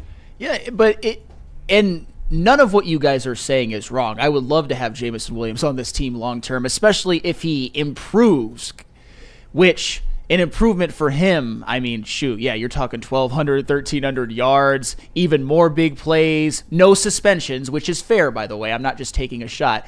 If that happens, there is a good chance that he's a higher priority for Brad Holmes and this Detroit Lions team. And a lot of that also depends on how some of the other guys produce, who Brad Holmes deems in the hierarchy of most important players. Is Jameson Williams a bigger priority than Gibbs or Laporta? And decisions like that are going to have to be made. But at the end of the day, I'm glad that Brad Holmes is saying a lot of the things that I've been saying and thinking, that Jameson Williams is fantastic right now, but with every other player, And with every other rookie who's been productive, Brad Holmes extended guys with multiple years of elite production or good production. A lot of the other ones like Hutch, Gibbs, Laporta, multiple years of damn good production. I would like to see more. I'm not ready to just call Jameson Williams like, oh, you got to give him that big extension. Oh, he's already better than Justin Jefferson. I know that's only the fringe, but it happens. Yeah. Just nobody said that yet. But hey, but he can be in that conversation though. I don't know. We'll see. He can. Then just the fact that you have Saint and J-Mo like as your established wide receiver 1 and 2 combo, why wouldn't you want to keep that together for the years to come? Because they seem lethal. They definitely seem lethal together. Hey, and maybe that's why Brad Holmes didn't make another move or didn't keep Za'Darius Smith for that matter, because maybe Jameson Williams is somebody who he's obviously on the fence about. In terms of extending, he told you as much, but I also think that he's open to the idea. I mean, shoot, what if Jameson Williams gives you 1,500 yards? What if this year he actually has more? Pro? What if he actually has more receiving yards than Amon-Ra St. Brown? I can see it. It could happen, especially with how Jameson Williams could very well put up a stat line of 2 catches for 105 yards in a way that Amon-Ra St. Brown, that's just not really his game. We'll see. I'm being comfortable with the fact that you can surround them with some serviceable wide receivers that don't cost a lot because of that big play ability from J-Mo and how tough and reliable Amon-Ra is going to be. To see the different supporting cast in terms of pass catchers around them change for really most of the time that you've had them here, it's been amazing and interesting actually when you think about it, because we thought, oh no, we need, do we need Josh Reynolds back? He was one of our more productive 3 or 4s, and then we see, they just kind of signed Tim Patrick from out of nowhere, and you see him step in and have an effect. Khalif Raymond is able to have an effect, and not that these guys were nobodies, but we also know that they're not the wide receivers that are going to command the contracts and the Amon-Ra and the J-Mo will. So it's like, if you know that these guys can go out there and really pull weight from a receiving standpoint, and that the supporting cast will do what they're supposed to do and not cost you a bunch, it kind of puts you in a position where you can support that when you look at the the numbers overall from a wide receiver room in the contract. So I'm hoping Jameson Williams plays himself into some uncomfortable conversations as it relates to the contract, because that means he's going to ball out. Because you're right, when you talk about improvement for him, what does that exactly mean? It's not just all the counting stats going up, but even the per play type of opportunities. If he's already going out there and can get you 18 yards a catch, what does improvement look like for him on that end? And that is just where it gets crazy, because these defenses and these secondaries are going to have to make decisions about how you defend. I still believe that year 3 Sam Laporta is going to be a monster. Yeah, I do. I just think that you had I'm on the scene. Then second year they're kind of planning for you.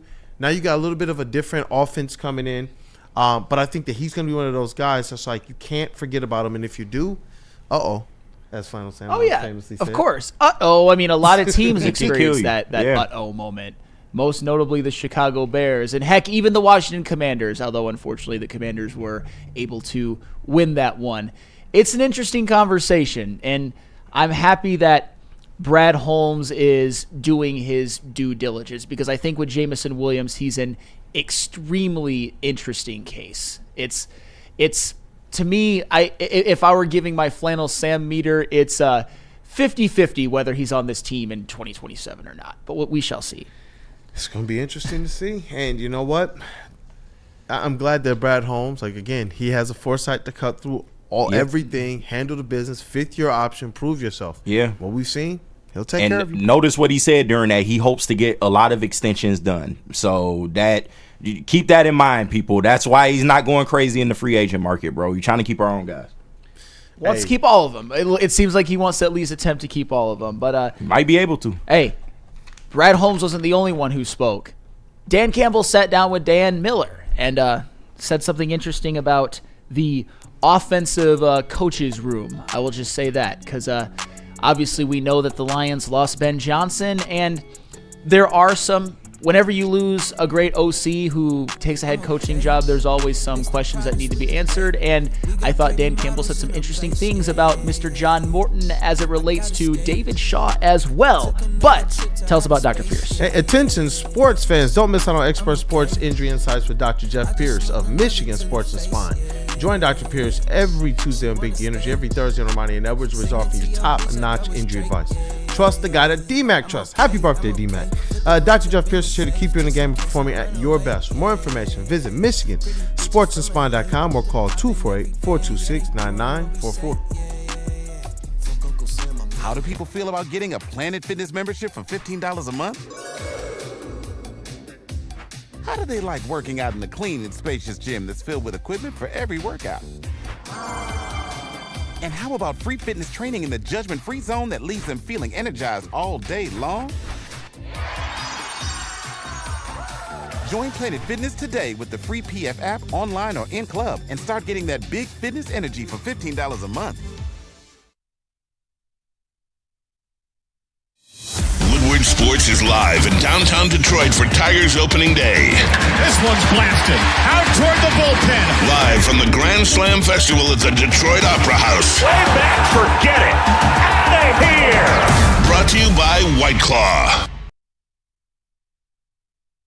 Feldman Chevrolet, Michigan's #1 Chevy dealer, is kicking off the game with the best prices on all cars, trucks, and SUVs, like this 2024 Silverado for just $296 a month, or this 2025 Equinox for as low as $371 a month.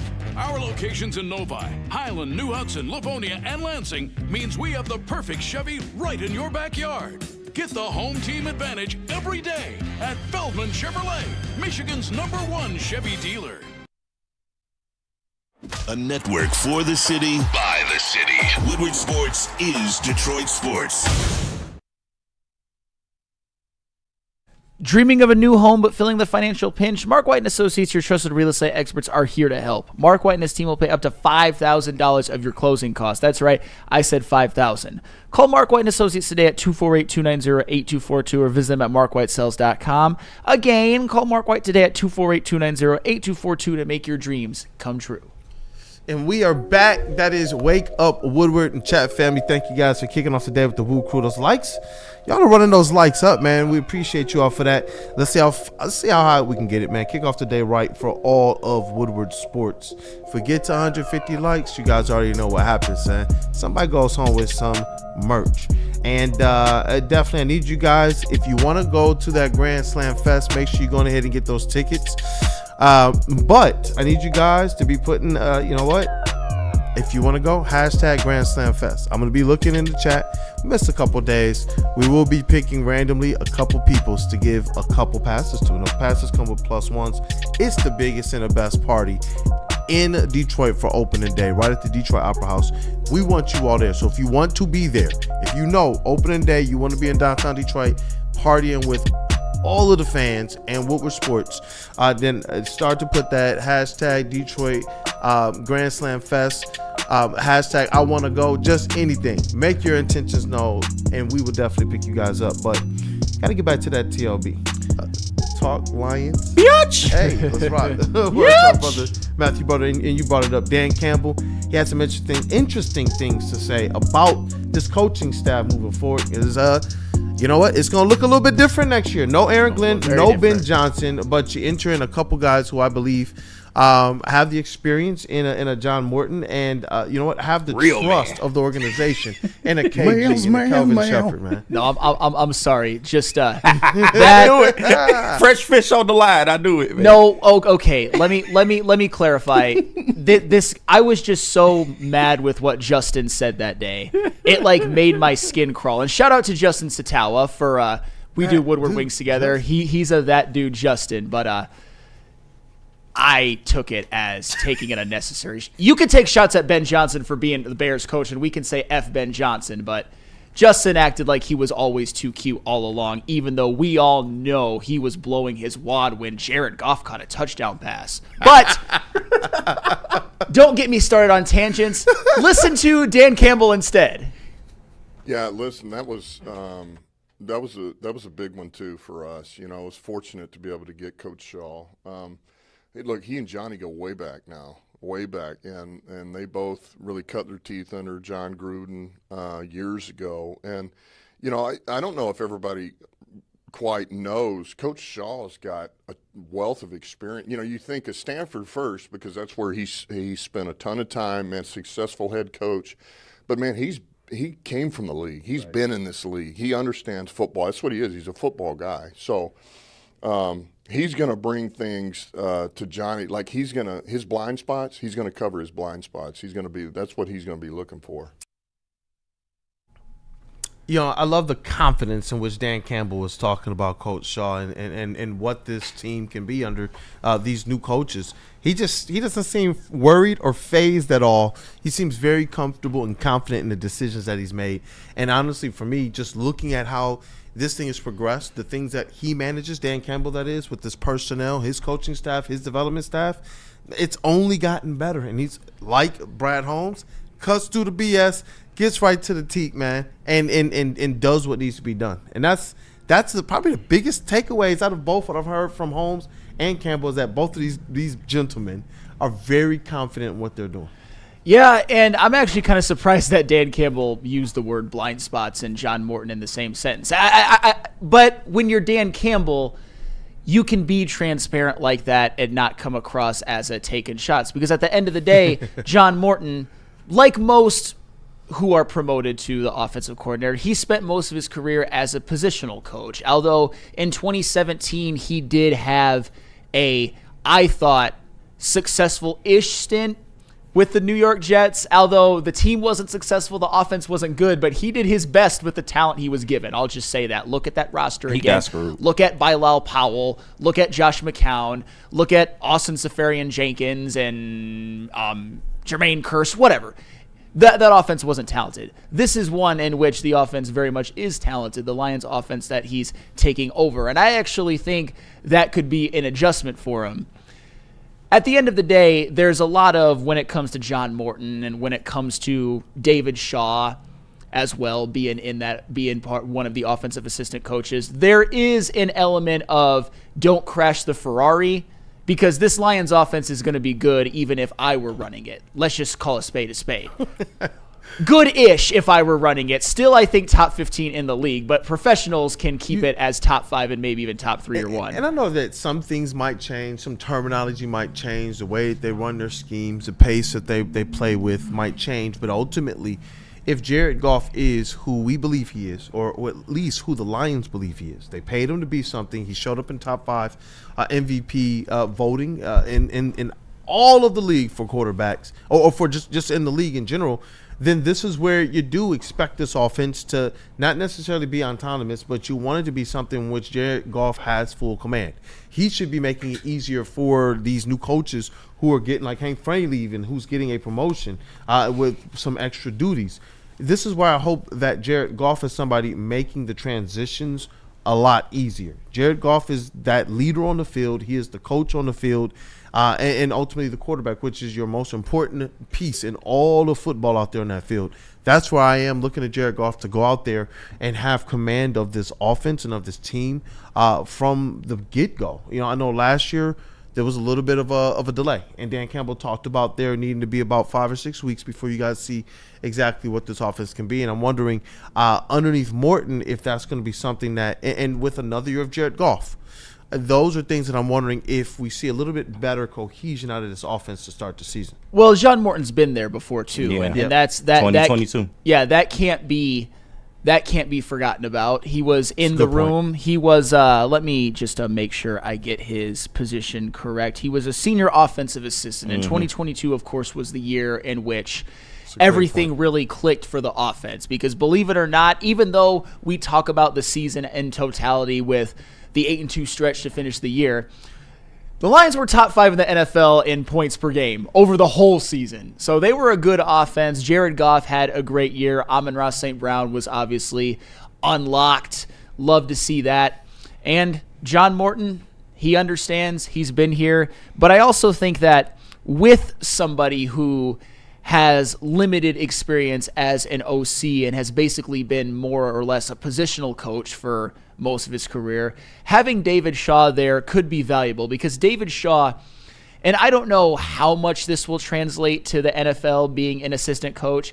David Shaw is the greatest coach in Stanford football history. He took the foundation that Jim Harbaugh had kind of built from the ashes and kept it humming for many, many, many years. Under David Shaw, he coached Andrew Luck, Kobe Fleener, Zach Ertz, Christian McCaffrey, Drew Dahlman, Andrus Peat, even Davis Mills. And you can laugh at Davis Mills all you want, but getting a Stanford quarterback drafted relatively high and starting multiple games in the NFL, that is a feat in and of itself. David Shaw knows offense. Both David Shaw and John Morton have had multiple seasons in their long coaching careers with being positional coaches in the NFL and positional coaches in college, whether it's quarterback, wide receiver. I mean, heck, David Shaw has been a quarterback's coach, a tight ends coach, a wide receivers coach in the NFL, and a running backs coach in college at Stanford. So a football guy. Just these guys have extensive football lives, and I just hope that I hope that Dan Campbell is right, that whatever blind spots or inexperience that John Morton has, David Shaw can help fill those gaps, because David Shaw was El Capitano of a successful college program for more than a decade. That you develop some leadership skills and some just skills overall with coaching all facets of a team when you do that. Bingo. I was just about to say, because what do we talk about with Sharon Moore? It's not just do we question his football acumen, but also, I think that he has it there. But in college football, it's also the program building aspect of it. You are the Brad Holmes and the Dan Campbell effectively, and you will make sure that your personnel is in place. You develop, like you said, those leadership skills and tendencies, and you get a feel for also relationships with players, how to push players, how to help players develop. This is a person who's coming with so much experience in these departments, and you're talking about re-signing your guys, right? This is where you want to make sure that the guys that you are drafting ultimately are getting all the best tutelage they can from your coaches and from a development standpoint, and that they're being put in the best positions to succeed out there on the field. And when you have a guy like Shaw who's been instrumental in multiple positions as a coach, and been very, very instrumental in building a very sound program, this should make everybody as confident, as comfortable as Dan Campbell was sounding in this interview with Dan Miller talking about him. He seems very confident, and the ultimate card in all of this is that the Lions have great personnel, and as much as it's going to be an adjustment for John Morton and probably even David Shaw to see just the wondrous amounts of weapons that the Lions have, maybe the best overall room in the NFL, it's going to be an adjustment, but it's also going to be a lot of fun. They're going to be able to try things that they never had before. Just imagine just the feeling of being in that Jets offensive room and then coming to the Lions one. It's got to be like going from Siberia to a tropical island. Seriously. Yeah, no, for real. And he mentioned many times how he wasn't able to really pick his coaches with the Jets situation either. So he was kind of handicapped from the start. And then you add to the fact that they didn't really have a lot of talent either. This Lions offense is completely different. And the fact that he's already been in the building, he already has the respect of the people in this building, is going to make that transition even smoother for John Morton. And I'm looking forward to it. He was here, during the instrumental period where Jared Goff, where they were trying to, install the offense and pretty much build a system around him. He was involved in that. So, I think him and Jared Goff's relationship coming out the gate should be just fine. Of course, there will be some things that'll change, and I do think that they will lean toward running the ball a little bit more, but the relationship is there. The leadership is there. He is also somebody with a wealth of experience, and how quickly we forget that Ben Johnson, for all the great that he did as a Lions offensive coordinator, he was early in this game. He was still new in this game. John Morton has been around the college game. He's been around the program. He's seen it. He's done it all. And I think that experience may be an extra layer into getting over that hump and getting us to where we need to go. I think that the expectation when Ben Johnson left was that the Lions were going to go in-house. And I think that's what a lot of people were comfortable with and accepting of, that it was going to be Tanner Engstrand, and that just was what it was. But the reality is that John Morton obviously wasn't a sexy name or anything, but when you're hiring coordinators, that's not usually what you get. Everybody goes from being a positional coach to a coordinator. You don't usually go from being the coordinator of, let's just say, the Chiefs to the coordinator of the Lions. It is what it is. And John Morton, obviously, there's some questions because it's going to be a new offense in a lot of ways. But the personnel is what will carry whatever ails this offense, at least in terms of whatever's new and whatever's a little bit different. The personnel is what will carry them through. You ain't got to reinvent the wheel. No, absolutely not. Absolutely not. Nor do I think they will. I know a lot of people like, oh, the trick plays are gone. I don't think it's completely gone. I think that's kind of a philosophy that they've developed. Now, will we see as many of them? Maybe not. But I don't think they're completely gone either. No, there were comments, and I'll try and find those and send them to you so we can talk about it on another show, about the fact that no explosive plays are still going to be a part of this offense. Yeah. And I think that is very, very key to say, because what did everybody say about this offense? Yeah, hey, you guys are worried about Ben Johnson leaving. I heard people out there in national media say, whoa. This is Dan Campbell's offense. And that, to me, is one of the most important things to remember. Did Ben Johnson bring his flair to it? Yes, but big plays and explosive plays is still the goal with a Dan Campbell offense. And I do believe when you have players like a Jameson Williams, why would you not utilize those things? Jahmyr Gibbs, why would you not You got the two fastest players in the NFL on your offense. Come on now. Like, there's going to be some nuances involved with this offense. But like I said, they might lean, because of David Shaw being on the staff as well, they probably will lean into running the ball more. And fans will be happy with that too, because we got two explosive backs. I say, you got the dogs to do it. Yeah.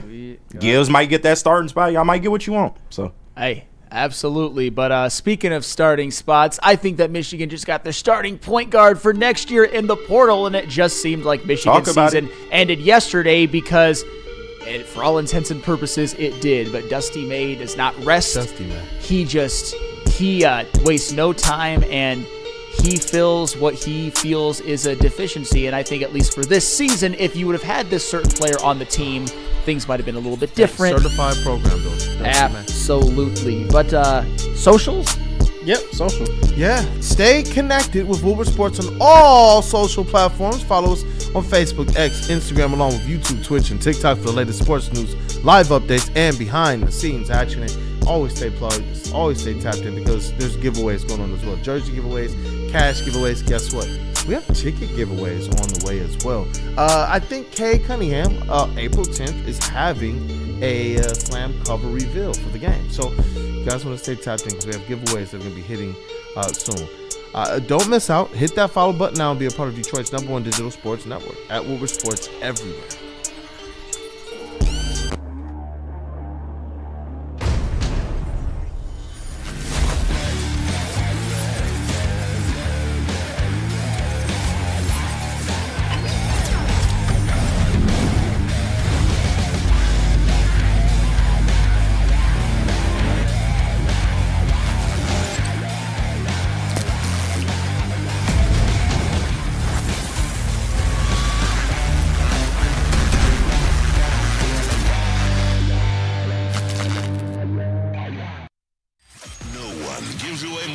And prizes than Woodward Sports. You don't believe us? Here's our latest $10,000 winner. You guys posted, hey, if you guess all this stuff right, we'll give it's $10,000. I'm like, okay, well, why the hell not? And the winning doesn't stop there. How about our Outkick Your Coverage winner? I think you won. We got Tully, everybody. This guy's got a hot girl. Bigger prizes, bigger giveaways, cash, merch, tickets, and more. All from the biggest sports network in Detroit. No one does it bigger and better than Woodward Sports. Make sure you're following, liking, subscribing on Instagram, Facebook, X, and YouTube for your chances to share in the winning. From Detroit's #1 sports network, Woodward Sports. Stop searching for a vehicle and start finding one. Les Stanford Chevrolet Cadillac makes it easy. We harness the power of multiple dealerships and own the biggest selection of GM brands in the area to get you the car you need. With the Les Stanford Group, you'll have access to 4 different dealerships, providing you with more makes, more models, and more choices. We're connected to more than 1,000 vehicles, and with so many high-quality CPO vehicles available, you'll find new car quality at pre-owned prices. You can start and end your search at lesstanford.com today. Game is won in the trenches, and our big fellas don't mess around. The Woodward Heavyweights on Woodward Sports. We're sports fans. Whether you're hitting the game or just simply chilling at home, Jars Cannabis has you covered. Jars is home to Michigan's largest line of recreational cannabis products. 27 locations across the state, 9 alone in Metro Detroit, so there's always one close nearby you. But don't fear, because if you live in Grand Rapids, Madison Heights, or Milan, Michigan, stores are popping up your way very, very soon. If you don't have time to go and check them out in stores, see all the products they have online at jarscannabis.com. You know why? Because I know you want to get high. Hey, we are back. It is Wake Up Woodward. And you know what? Something that makes me happy is anytime we get to talk hoops. Especially Go Blue hoops, man. I like what Dusty May is trying to do right now. A season that was unexpected. Where the Michigan Wolverines went a little further than people thought. We got the Big Ten tournament championship. That banner is going to look nice. And now we got Dusty May wasting no time, Flannel, as you said before the break, getting to work to make sure that this Michigan team. Hey, they're gonna be a tough out again next season. Man, it didn't take long at all. No, I told y'all he wasn't afraid of the portal. No. Gee, by any means. I might want some portal merchant merch. JBSmooovv. Hey, portal merchant merch. And just remember, Janai Broom was in the portal for Auburn, and Walter Clayton Jr. was for Florida. So you're gonna have to be a portal merchant to some extent, I think, to really compete for national championships in college basketball. And we all know when it comes to Duke, they paid the big bucks for the Cooper Flags and the Con Knipples of the world. And Michigan, they are trying to keep up with the Joneses, and they started out very early in this offseason while the tournament is still going on by getting a commitment from former North Carolina point guard Elliot Cadeau. Thank you, JB, for putting that up. Elliot Cadeau has been a 2-year starter at North Carolina. He's not a very big guard. He's only 6'1", but what Elliot Cadeau is he's something that I don't think Michigan had last year. You could argue Trey Donaldson, but Elliot Cadeau is a pure point guard. He is nothing else but a pure point guard. He wants to distribute the ball. He wants to get others involved. He has developed a more of a scoring game last year and a better shot and a better three-point shot, but he's going to be a distributor. And a couple of Elliot Cadeau's accomplishments. The UNC team in 2024, not this year, but the previous year, Elliot Cadeau led the team in assists. And this was a team that was a 1 seed in the NCAA tournament but got knocked out in the Sweet 16. He was able to make guys like Armando Bacot and RJ Davis even better, get them some good opportunities. And Elliot Cadeau also, this past year when UNC wasn't as good and when Elliot Cadeau got more usage, everywhere across the board he improved. His minutes went from 24 to 28. His field goal percentage went from 42 to 45 from this past year to this previous one. 3-point percentage went from a very ugly 19% to 34%, albeit on lowish volume, but he's trying. He made some improvements. His free throw percentage went from 65 to 67. His assists, though, what he's most known for, went from 4.1 to 6.2. 6.2 is a very big number for college basketball, and nobody on Michigan had that kind of assist production. Trey Donaldson gave you about 4.1, Danny Wolf about 3.6, 3.7, but they also, what's most important is that even though Elliot Cadeau, he did turn the ball over maybe a little bit more than you would like, he had a 2-to-1 assist to turnover ratio. Nobody on Michigan last year did that. Not Trey Donaldson, not Danny Wolf. Nice. Danny Wolf was unfortunately more closer to 1-to-1 than a 2-to-1. So Elliot Cadeau, I think that he presents a very interesting option or a very interesting component to how this team might be shaped next year. This one might be more guard oriented because Trey Donaldson, he could come back and maybe be more of a combo guard. LJ Kaysen, we know, is a combo guard. Trey McKinney is going to be the superstar, or at least we hope. He's the high recruit. It could be a pretty loaded backcourt room, which is different than the team that Dusty May put out there this year, which was more reliant on 2 7-footers and having a dominant front court. Yeah, and it's interesting with that because of the 2 7-footers, it was the way they played as well. Obviously, with Danny Wolf having a lot more versatility, meaning you're not really playing through much of a point guard style or based offense. Now Dusty May is able to do that and not really sacrifice being able to pick up those types of, 4s and 5s that can play versatile too. But I believe Danny Wolf would have been helped by more of a true point guard on his team that could go out there and get you 2-to-1 assists, because a 2-to-1, assist to turnover ratio, because it puts you in a position where he's not having to do everything. Yes. And he can just play to his strengths. And so I know that, when I look at a player like this, I am kind of hoping like, hey, bro, Danny Wolf, one more year? Yeah. One more year? He'd be smart. A pickup like this makes me a lot more like, I really want that to happen. I want him to be able to come back to school, because I think now all of a sudden you can go out there as a coach and you can plan out when certain times to attack certain matchups. And if you have a point guard that can run the show, that's going to attract a certain amount of gravity. And now think about Danny Wolf playing with that as well. So that's why I'm like, you know what? I like Michigan being able to do something like this. Dusty May he's a heck of a coach, man, from a strategy standpoint, and this puts Michigan in a really good position, especially if Mr. Wolf comes back. Oh, if Mr. Wolf comes back, I could see this as a preseason top 15 team, maybe even higher. But I'm curious because I think that Trey Donaldson would succeed playing more off ball than he did this past year. I think that he would be just fine, mostly because he's a very good three-point shooter. Yeah. But I'm kind of curious to see how Trey Donaldson reacts to it, because I know I mentioned all those four guards, Cadeau, Donaldson, Kaysen, and McKinney playing together. That sounds tantalizing, but maybe Trey Donaldson sees it as a demotion, because at times this year, he was what this team needed from the point guard position. It's just in certain big spots, like the Sweet 16, you kind of realize you need better ball handling and distributing than what Trey Donaldson is going to give you if you're going to want to make the Final Four or win the national championship. And Trey Donaldson, he picked a bad day to have a bad day, but he also had bad days against Michigan State.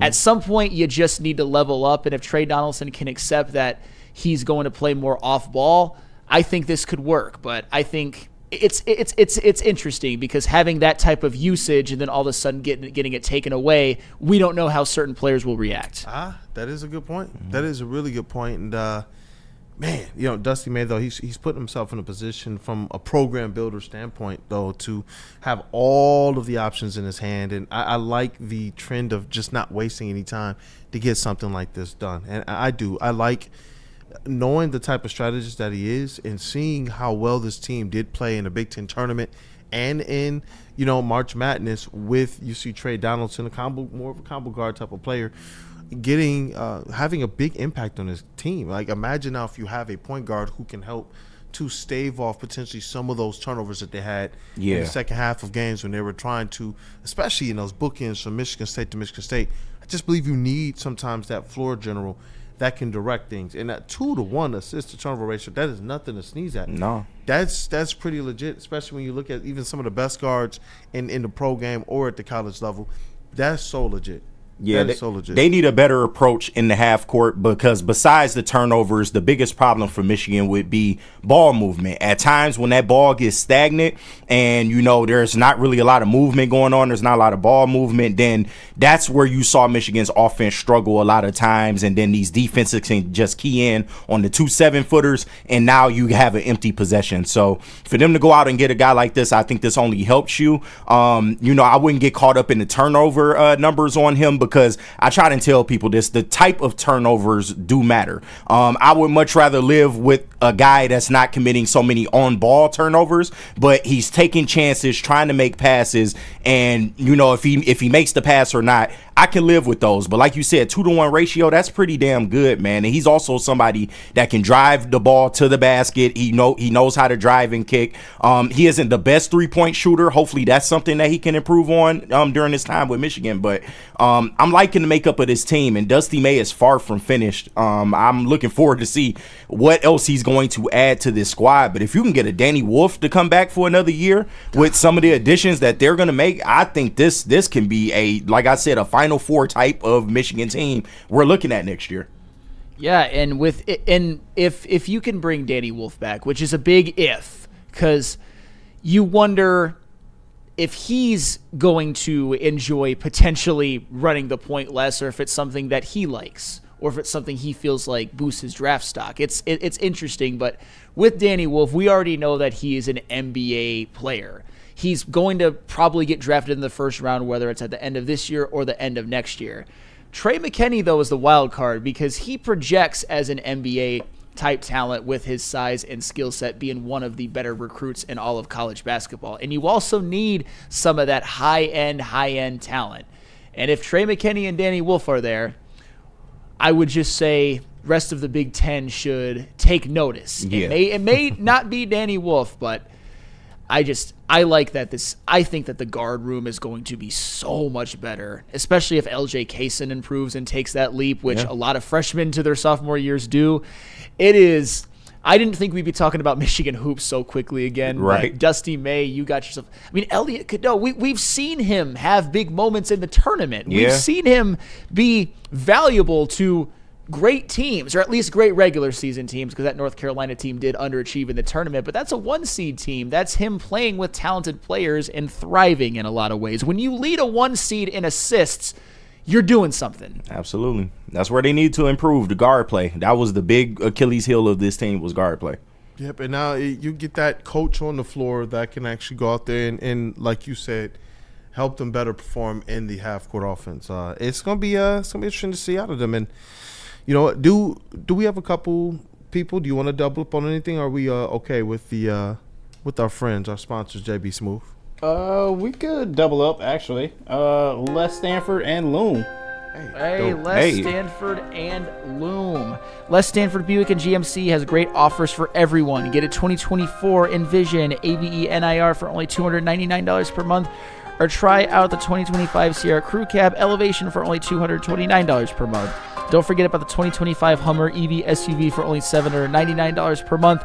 Get to Les Stanford today and check out their massive inventory. Les Stanford Buick and GMC, lesstanford.com. And shout out to the good people over at Loom Cannabis Co. Man, they gave us that care package and they helped me get through my long, stressful week in a very, very good way. But they here to tell you about their newest, latest drink, man. Spring is in the air. Michigan is buzzing, and I mean literally buzzing. The drink that they have on sale now, 7.5 milligrams of real THC wrapped in bubbles. What?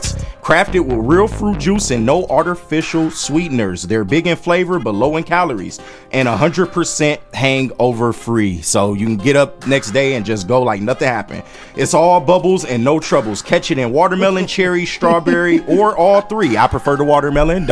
And listen, save the jokes. Yeah, save the jokes, y'all. All bubbles and no trouble. But crack a can, take a sip, and catch a buzz. Available at any of Loom's 38 locations across Michigan. Use code WSN30 for 30% off your entire order, online or in store, or go to loom.com. Walk into any Lady Jane's Haircuts for Men today. Open 7 days a week. Sit back, relax, and enjoy precision haircut, scalp massage, hot leather neck shave, and hot towel treatment from one of our talented stylists. Step up your game this season and take advantage of our $20 haircut special. Scan the QR code and get your coupon today. Lady Jane's Haircuts for Men, the ultimate haircut experience. Open 7 days a week. Walk-ins always welcome. Lady Jane's Haircuts for Men, it's wicked awesome. Love Woodward Sports? Love wearing clothes? Then you should be wearing Woodward Sports clothes. Check out our full line of merch at woodwardsports.com. Just click on shop. We have all your favorite designs, like Dan Campbell kneecaps, Woodward golf, and of course, our own logoed out merchandise. Men, women, infants, kids all love Woodward Sports. Impress your friends. Impress your boss. Impress your dog. Buy Woodward Sports merch today.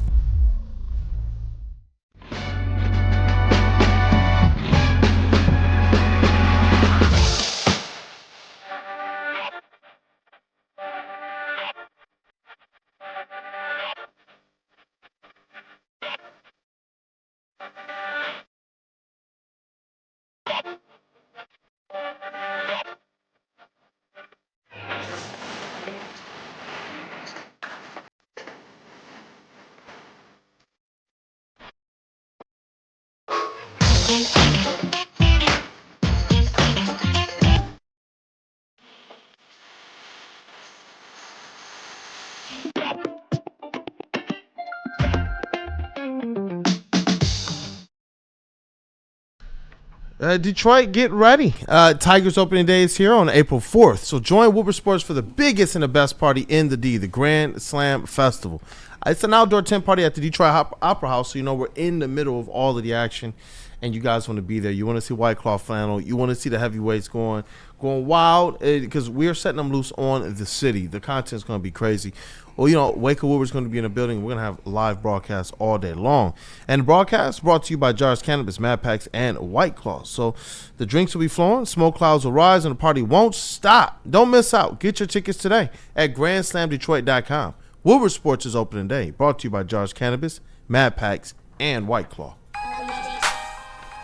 Hey, we are back. It is Wake Up Woodward Chat family. Thank you guys for kicking off the day with the WUW Crew and supporting us this morning.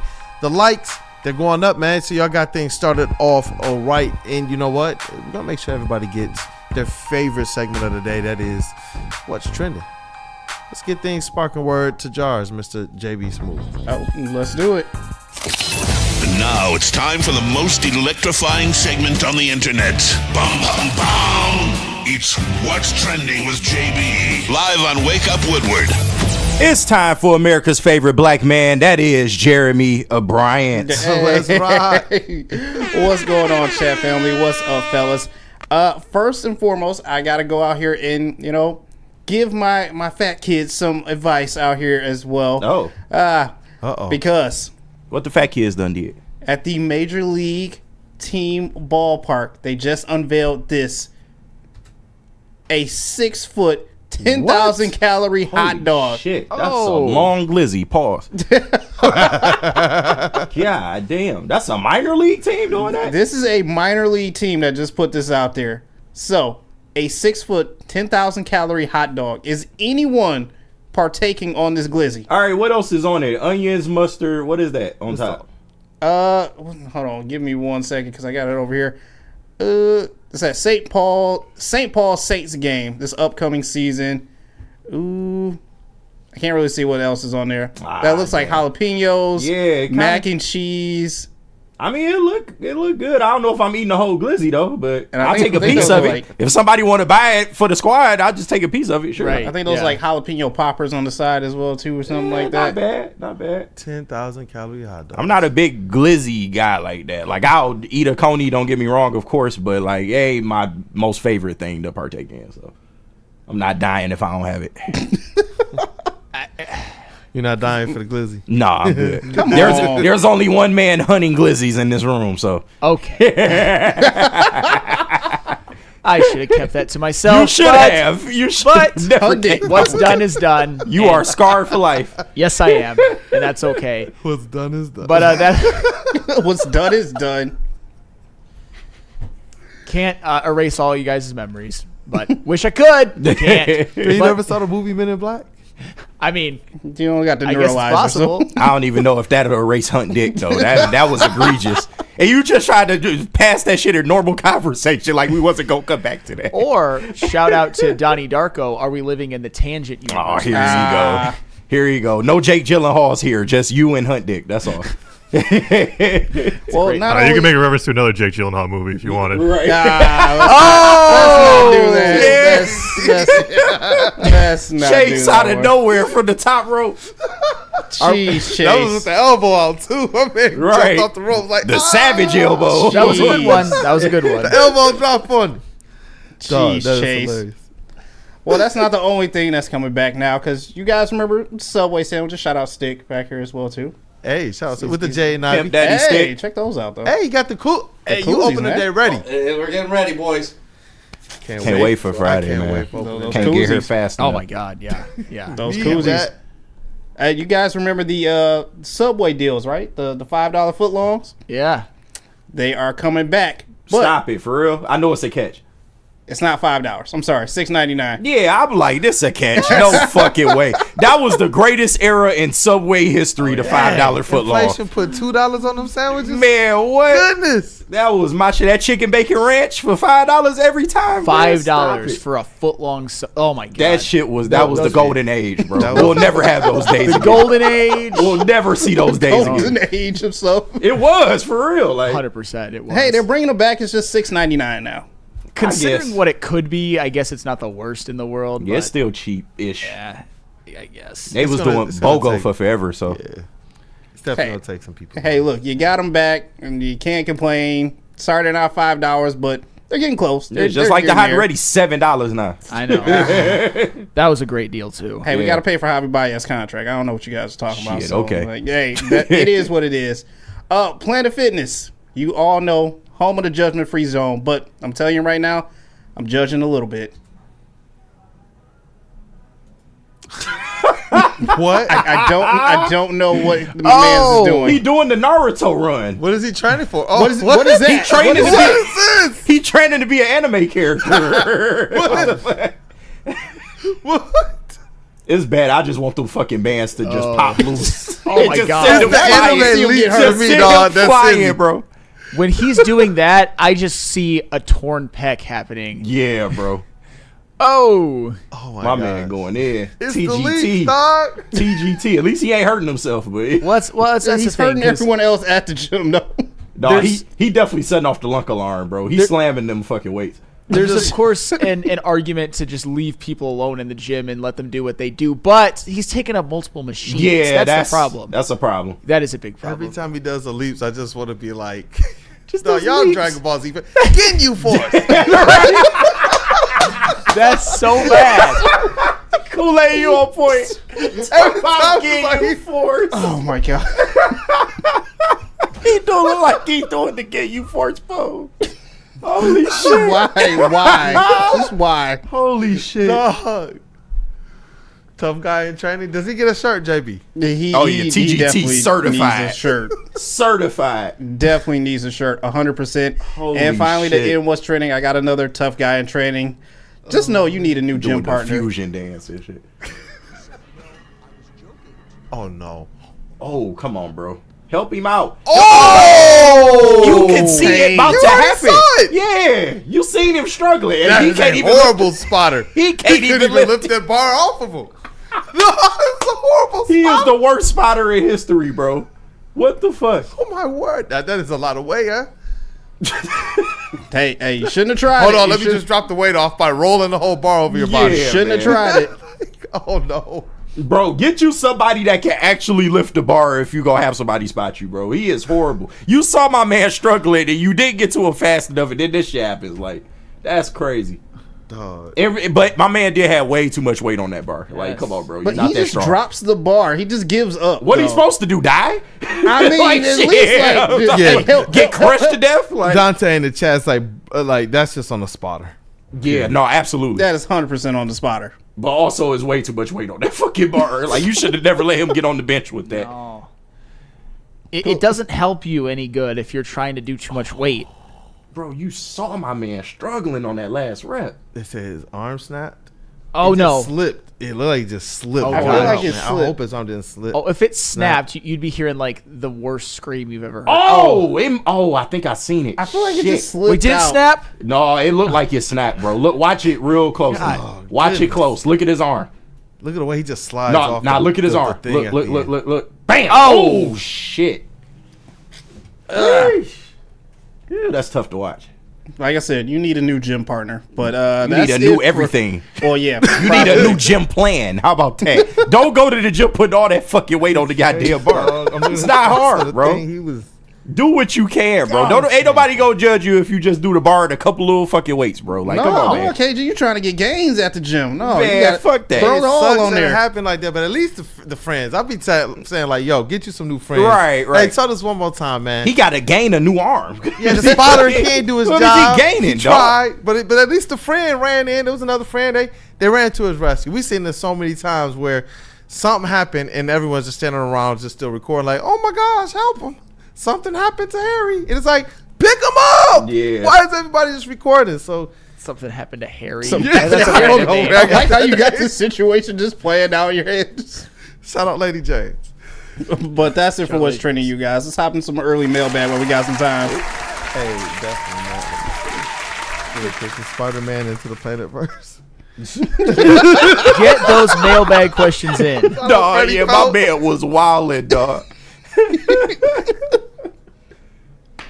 Hey, listen, you want to talk about Feldman one more time just before we get into 100%. our Feldman mailbag? Actually, for the first time, we skipped it earlier, and we have to give Feldman their love. Absolutely. Shout out to Feldman. Oh, 100%, if I can ever find it. Let me see if I can find it. Oh, my goodness, maybe I can't find it. Did I not give it to myself?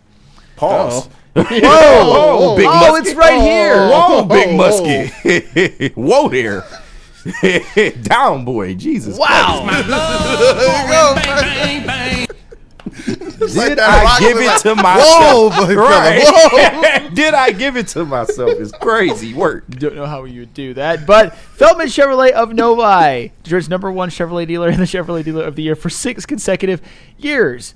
They got deals of the month. You get a 2025 Chevy Silverado 1500 Crew for only $199 a month. You can also get a 2025 Chevy Equinox for only $249 a month.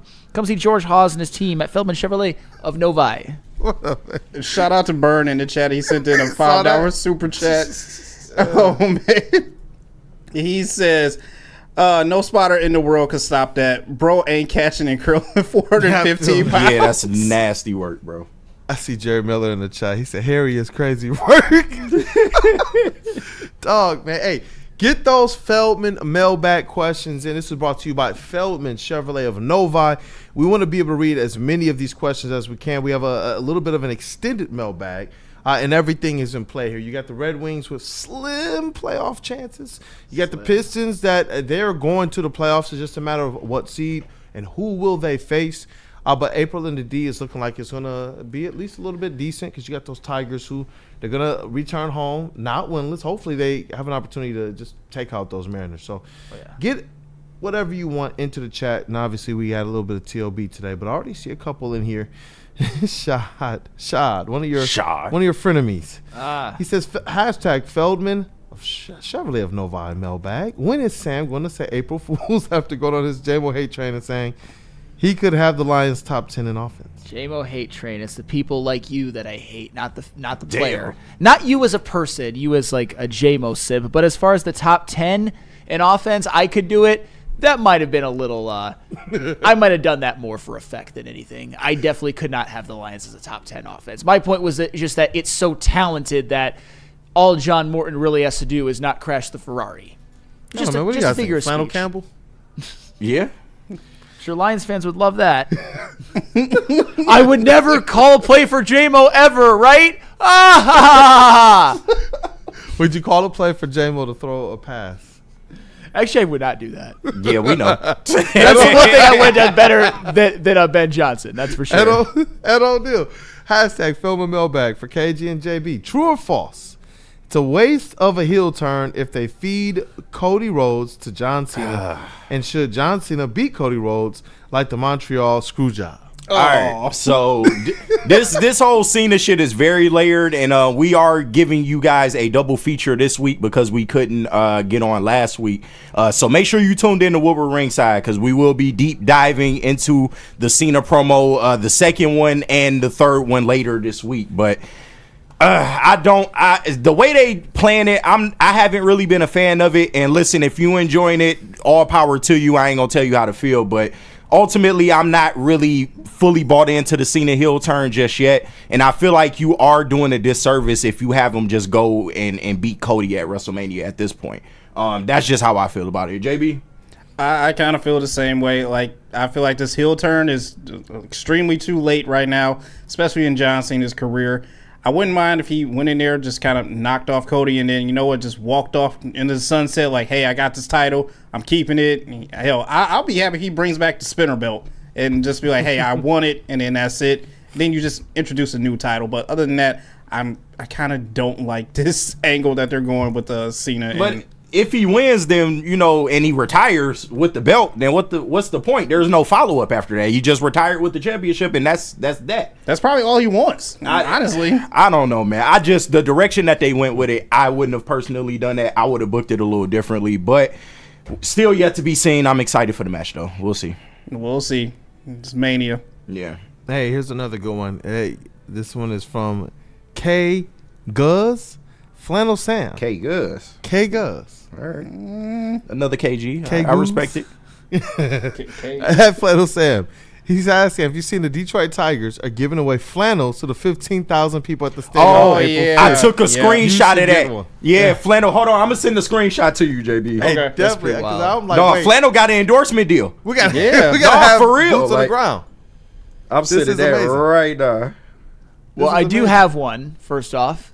I was saved one, but I should probably find my way to that game, right? Yeah, you probably have to. Yeah. You probably thought out the first pitch. It's flannel day. It's fucking flannel day at the park, man. They should call me for that. I just said it, JB. But no, when I seen this shit, I instantly was like, no, Sam doing something he ain't telling us about. Like, that's crazy. My man just got an endorsement deal. No, definitely. While JB gets that up into the system, there's another good one here. Mailbag from BigCon51. If Javi and Torque play like this and we get healthy, is this one of the more scarier lineups in baseball?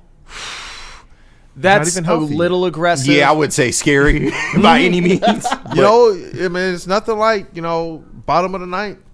And Javi Baez is in the batter's box. Absolutely. Y'all trying with that. Yeah, just wait for Neil, man. You all gonna get plenty of the Javi slander. Just wait for Neil. But no, and for the record, the Javi slander is warranted. He is right absolutely with how Javi has his career in Detroit has transpired, and that'll never be made up for. I don't think there's anything that Javi Baez could do short of actually hitting Braylon Edwards' kind of wild and wacky prediction. Not him. It was actually like a segment in their show of a Javi hitting 300. Then maybe we're talking. But at the end of the day, though, every single hit that Javi got, Neil's going to act like it basically any of us could do it.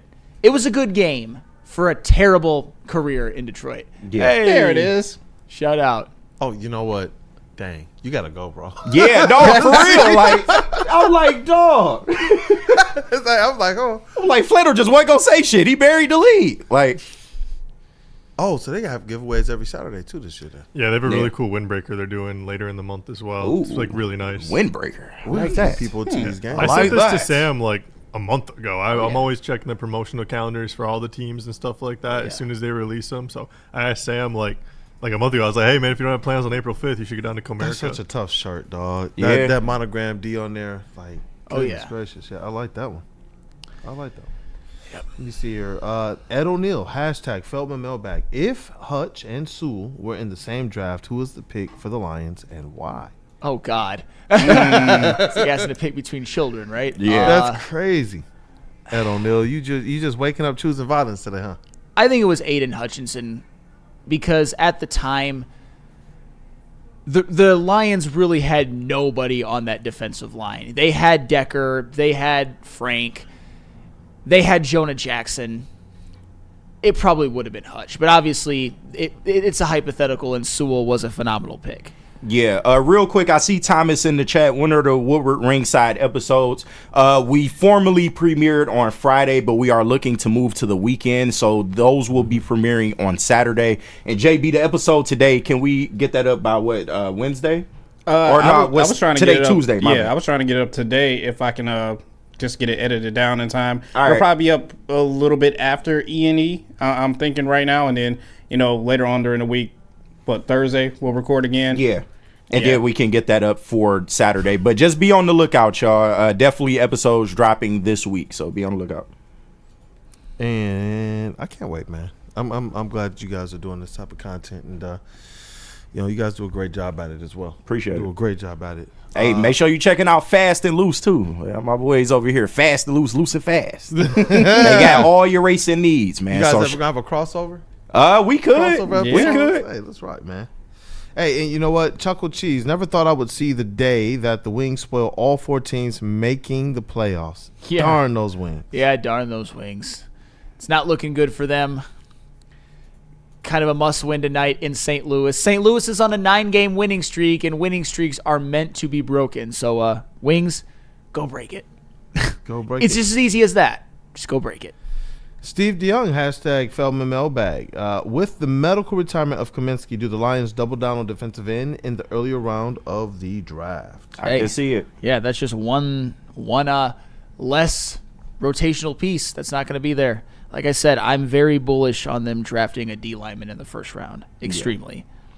Definitely. What about you, KG? No, I'm definitely on board. They might not be back-to-back picks, but I think they will come away with 2 edge rushers. So I'm hoping so too, man. I was gonna ask you guys that earlier when we were talking about Big Z. Like, do you go back-to-back with the defensive end? I'm kind of there, but I'm also on record last year saying like it would be nice to see this team add to the trenches on both sides of the ball, offensive line and defensive line. I just hope, like Flannel Sam, that first pick is on the defensive line, pass rush. Yeah. And then you get future Lions cult hero for life, Willie Lampkin, in a later round. Willie Lampkin.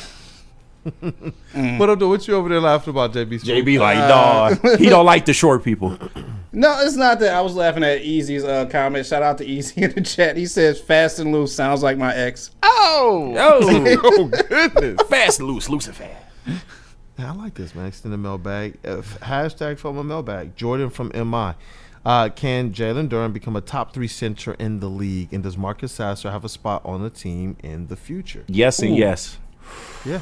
I believe Jalen Duren definitely possesses the skill set. You see him matching up with some of these people. It's really the next level of consistently he's averaging a double-double since 14-11 since like All-Star break or whatnot.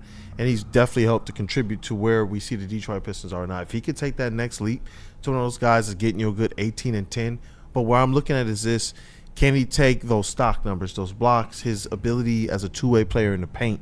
If he could take that to the next level, just even marginally, going from 1 block a game to even 2 blocks a game and being a sure deterrent in the paint, that's where I believe we see Jalen Duren step towards that top 3 center in the league. And he has all of the skill set. He's already, in my opinion, one of the more formidable. I already believe he's stepping towards all-star Jalen Duren. You see his effect on the game. If Drummond was there, I think Jalen Duren is kind of already right there at an earlier place in his career with a better offensive game. But Jalen Duren is already doing something that Drummond did not. He has an edge to him. He goes out there and plays aggressively. So I don't think that the stocks are going anywhere for Jalen Duren, especially based on his play style and just the body type that he has. He's only going to get better from a defensive standpoint. But offensively, if he can develop, there is no question he can be a top 3 center in this league, because who are really the dominant centers besides Jokic in this league? Well, and this is why I actually did a little research on the fly. And a lot of these guys I don't even think are centers. Yeah, but as far as centers in terms of player efficiency rating, Jalen Duren ranks 12th right now. Okay. And a couple people ahead of him. I think that Duren's going to be better than Zubac for the Clippers. Yep. Jared Allen. I think Jalen Duren's already better than a Mo Wagner, for example. Yep. Daniel Gafford, I would definitely take Jalen Duren moving forward. Mark Williams, I'd probably take Duren. And then you start to look at Jokic, obviously no. Cat, no right now. Embiid, even Embiid, probably no as of yet, although we don't know how many years he has left. And then Shane Goon. I'm calling it. That's fine. I know. I'm already calling it. I feel you. Bury the process. No, it's done. You're okay. I'm not mad at you for that. I'm not mad at you for that. That shit was buried the day that he extended him. Like, it was over. No, but the point is, it's fair though. No, the point is though is that it's seems more possible when you actually look at the centers in the NBA right now. I mean, as Porzingis isn't a center. Yeah. But did you see his last matchup against Evan Mobley? And that's more or less what I expect this thing to be. 16 to 13 against him. Yep. I believe a lot of these young players. 2 steals, 2 blocks. Yeah. And you look at what he did defensively. Evan Mobley put him it kept him in check. And you look at the numbers there. Yes, Isaiah Stewart got some minutes, but it was Jalen Duren who was really one of those driving forces in that big win without a Cade Cunningham, without Tobias Harris there. That was a huge win, and he had a big role, a big part in that win. And when you look at just how he did it, the versatility, and the fact that from a defensive standpoint, he played up that level. Mm-hmm. That, to me, is where you're looking at, you know what, this guy's an opportunity to, I think, next year enter the conversations of who are your top 5 centers in the league. Yeah, absolutely. By next season, I believe he has that opportunity to do that. I told y'all he had a Bam Adebayo upside, bro, and I still can see it. If he could develop that mid-range shot, he'll be right there. Adebayo wasn't even on this list, which is crazy. But then again, he's technically a 4. No, but he does his player efficiency rating this year, and obviously it's not a perfect metric, is 23rd amongst centers. We all know that he's better than Duren right now, but That's because Duran's not very developed. Go ahead, Chase. They drafted Khalil Ware, and he's been playing since middle of the season. He took over as their starting center. Exactly. So he's playing more of the forward role. But yeah, Khalil Ware is solid too. He's gonna be nice. But yeah.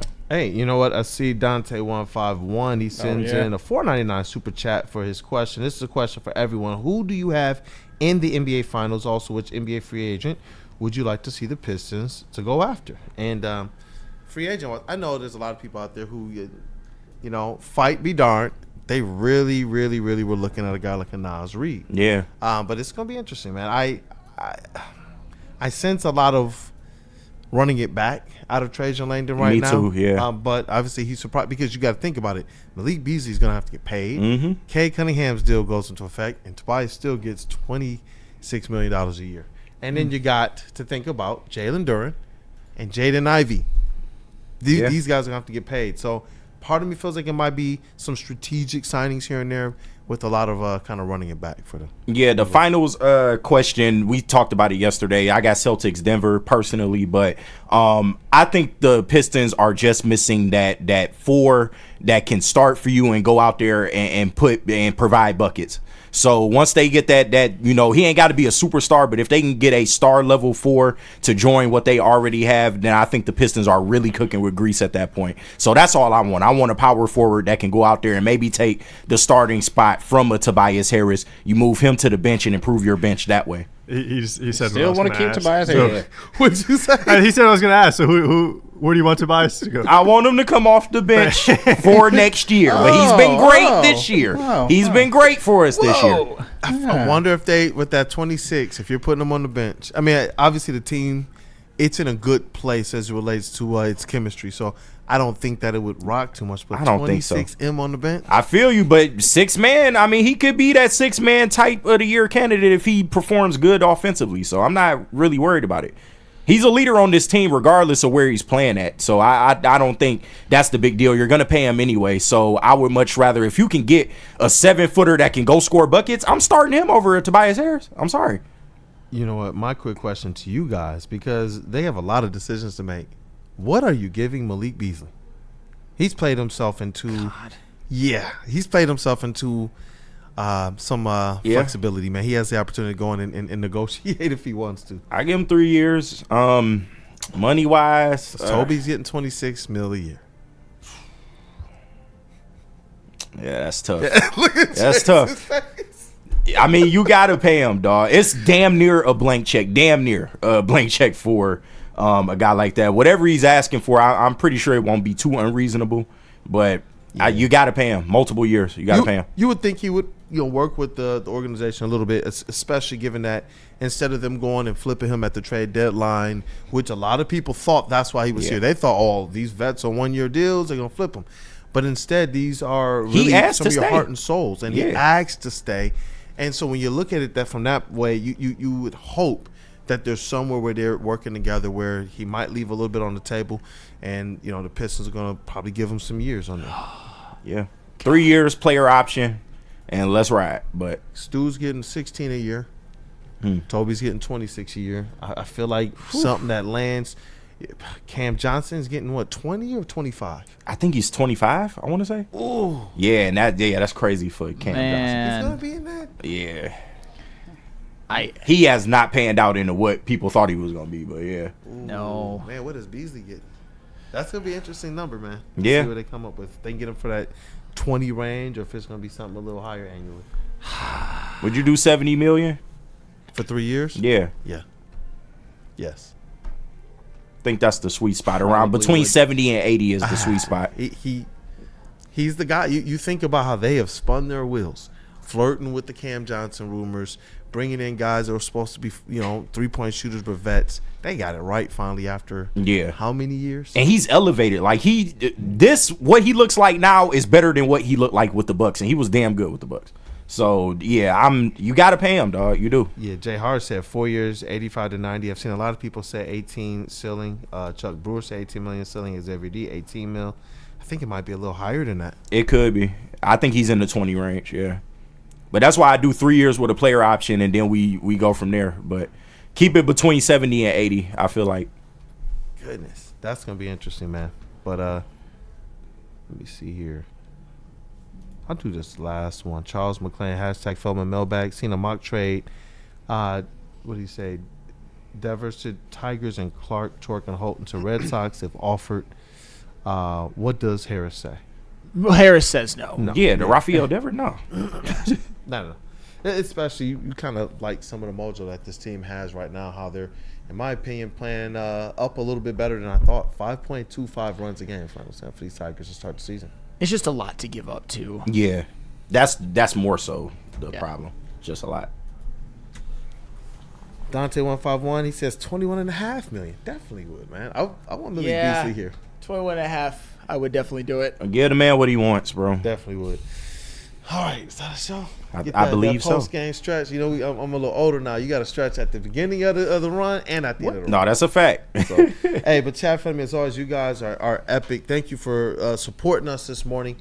And definitely support our sponsors, too, man. It's a lot of good there. And I can't wait for opening day. You guys want to be there because we're going to definitely have some of our sponsor stuff there. And maybe if you're in the vicinity, maybe you guys, too, could figure out, you know, we got White Claw Flannel. Maybe we can figure out what your White Claw personality is as well. So it's going to be epic time, man. I can't wait for it. It's cool just being in the middle of all the action, too. So get to the Grand Slam Fest website, and we'll definitely make sure we ramp up a lot of these giveaways as we get closer because it's right around the corner, man. Yes, sir. Hey, shout out to our brother Matthew Boder. Shout out to that dude, Justin.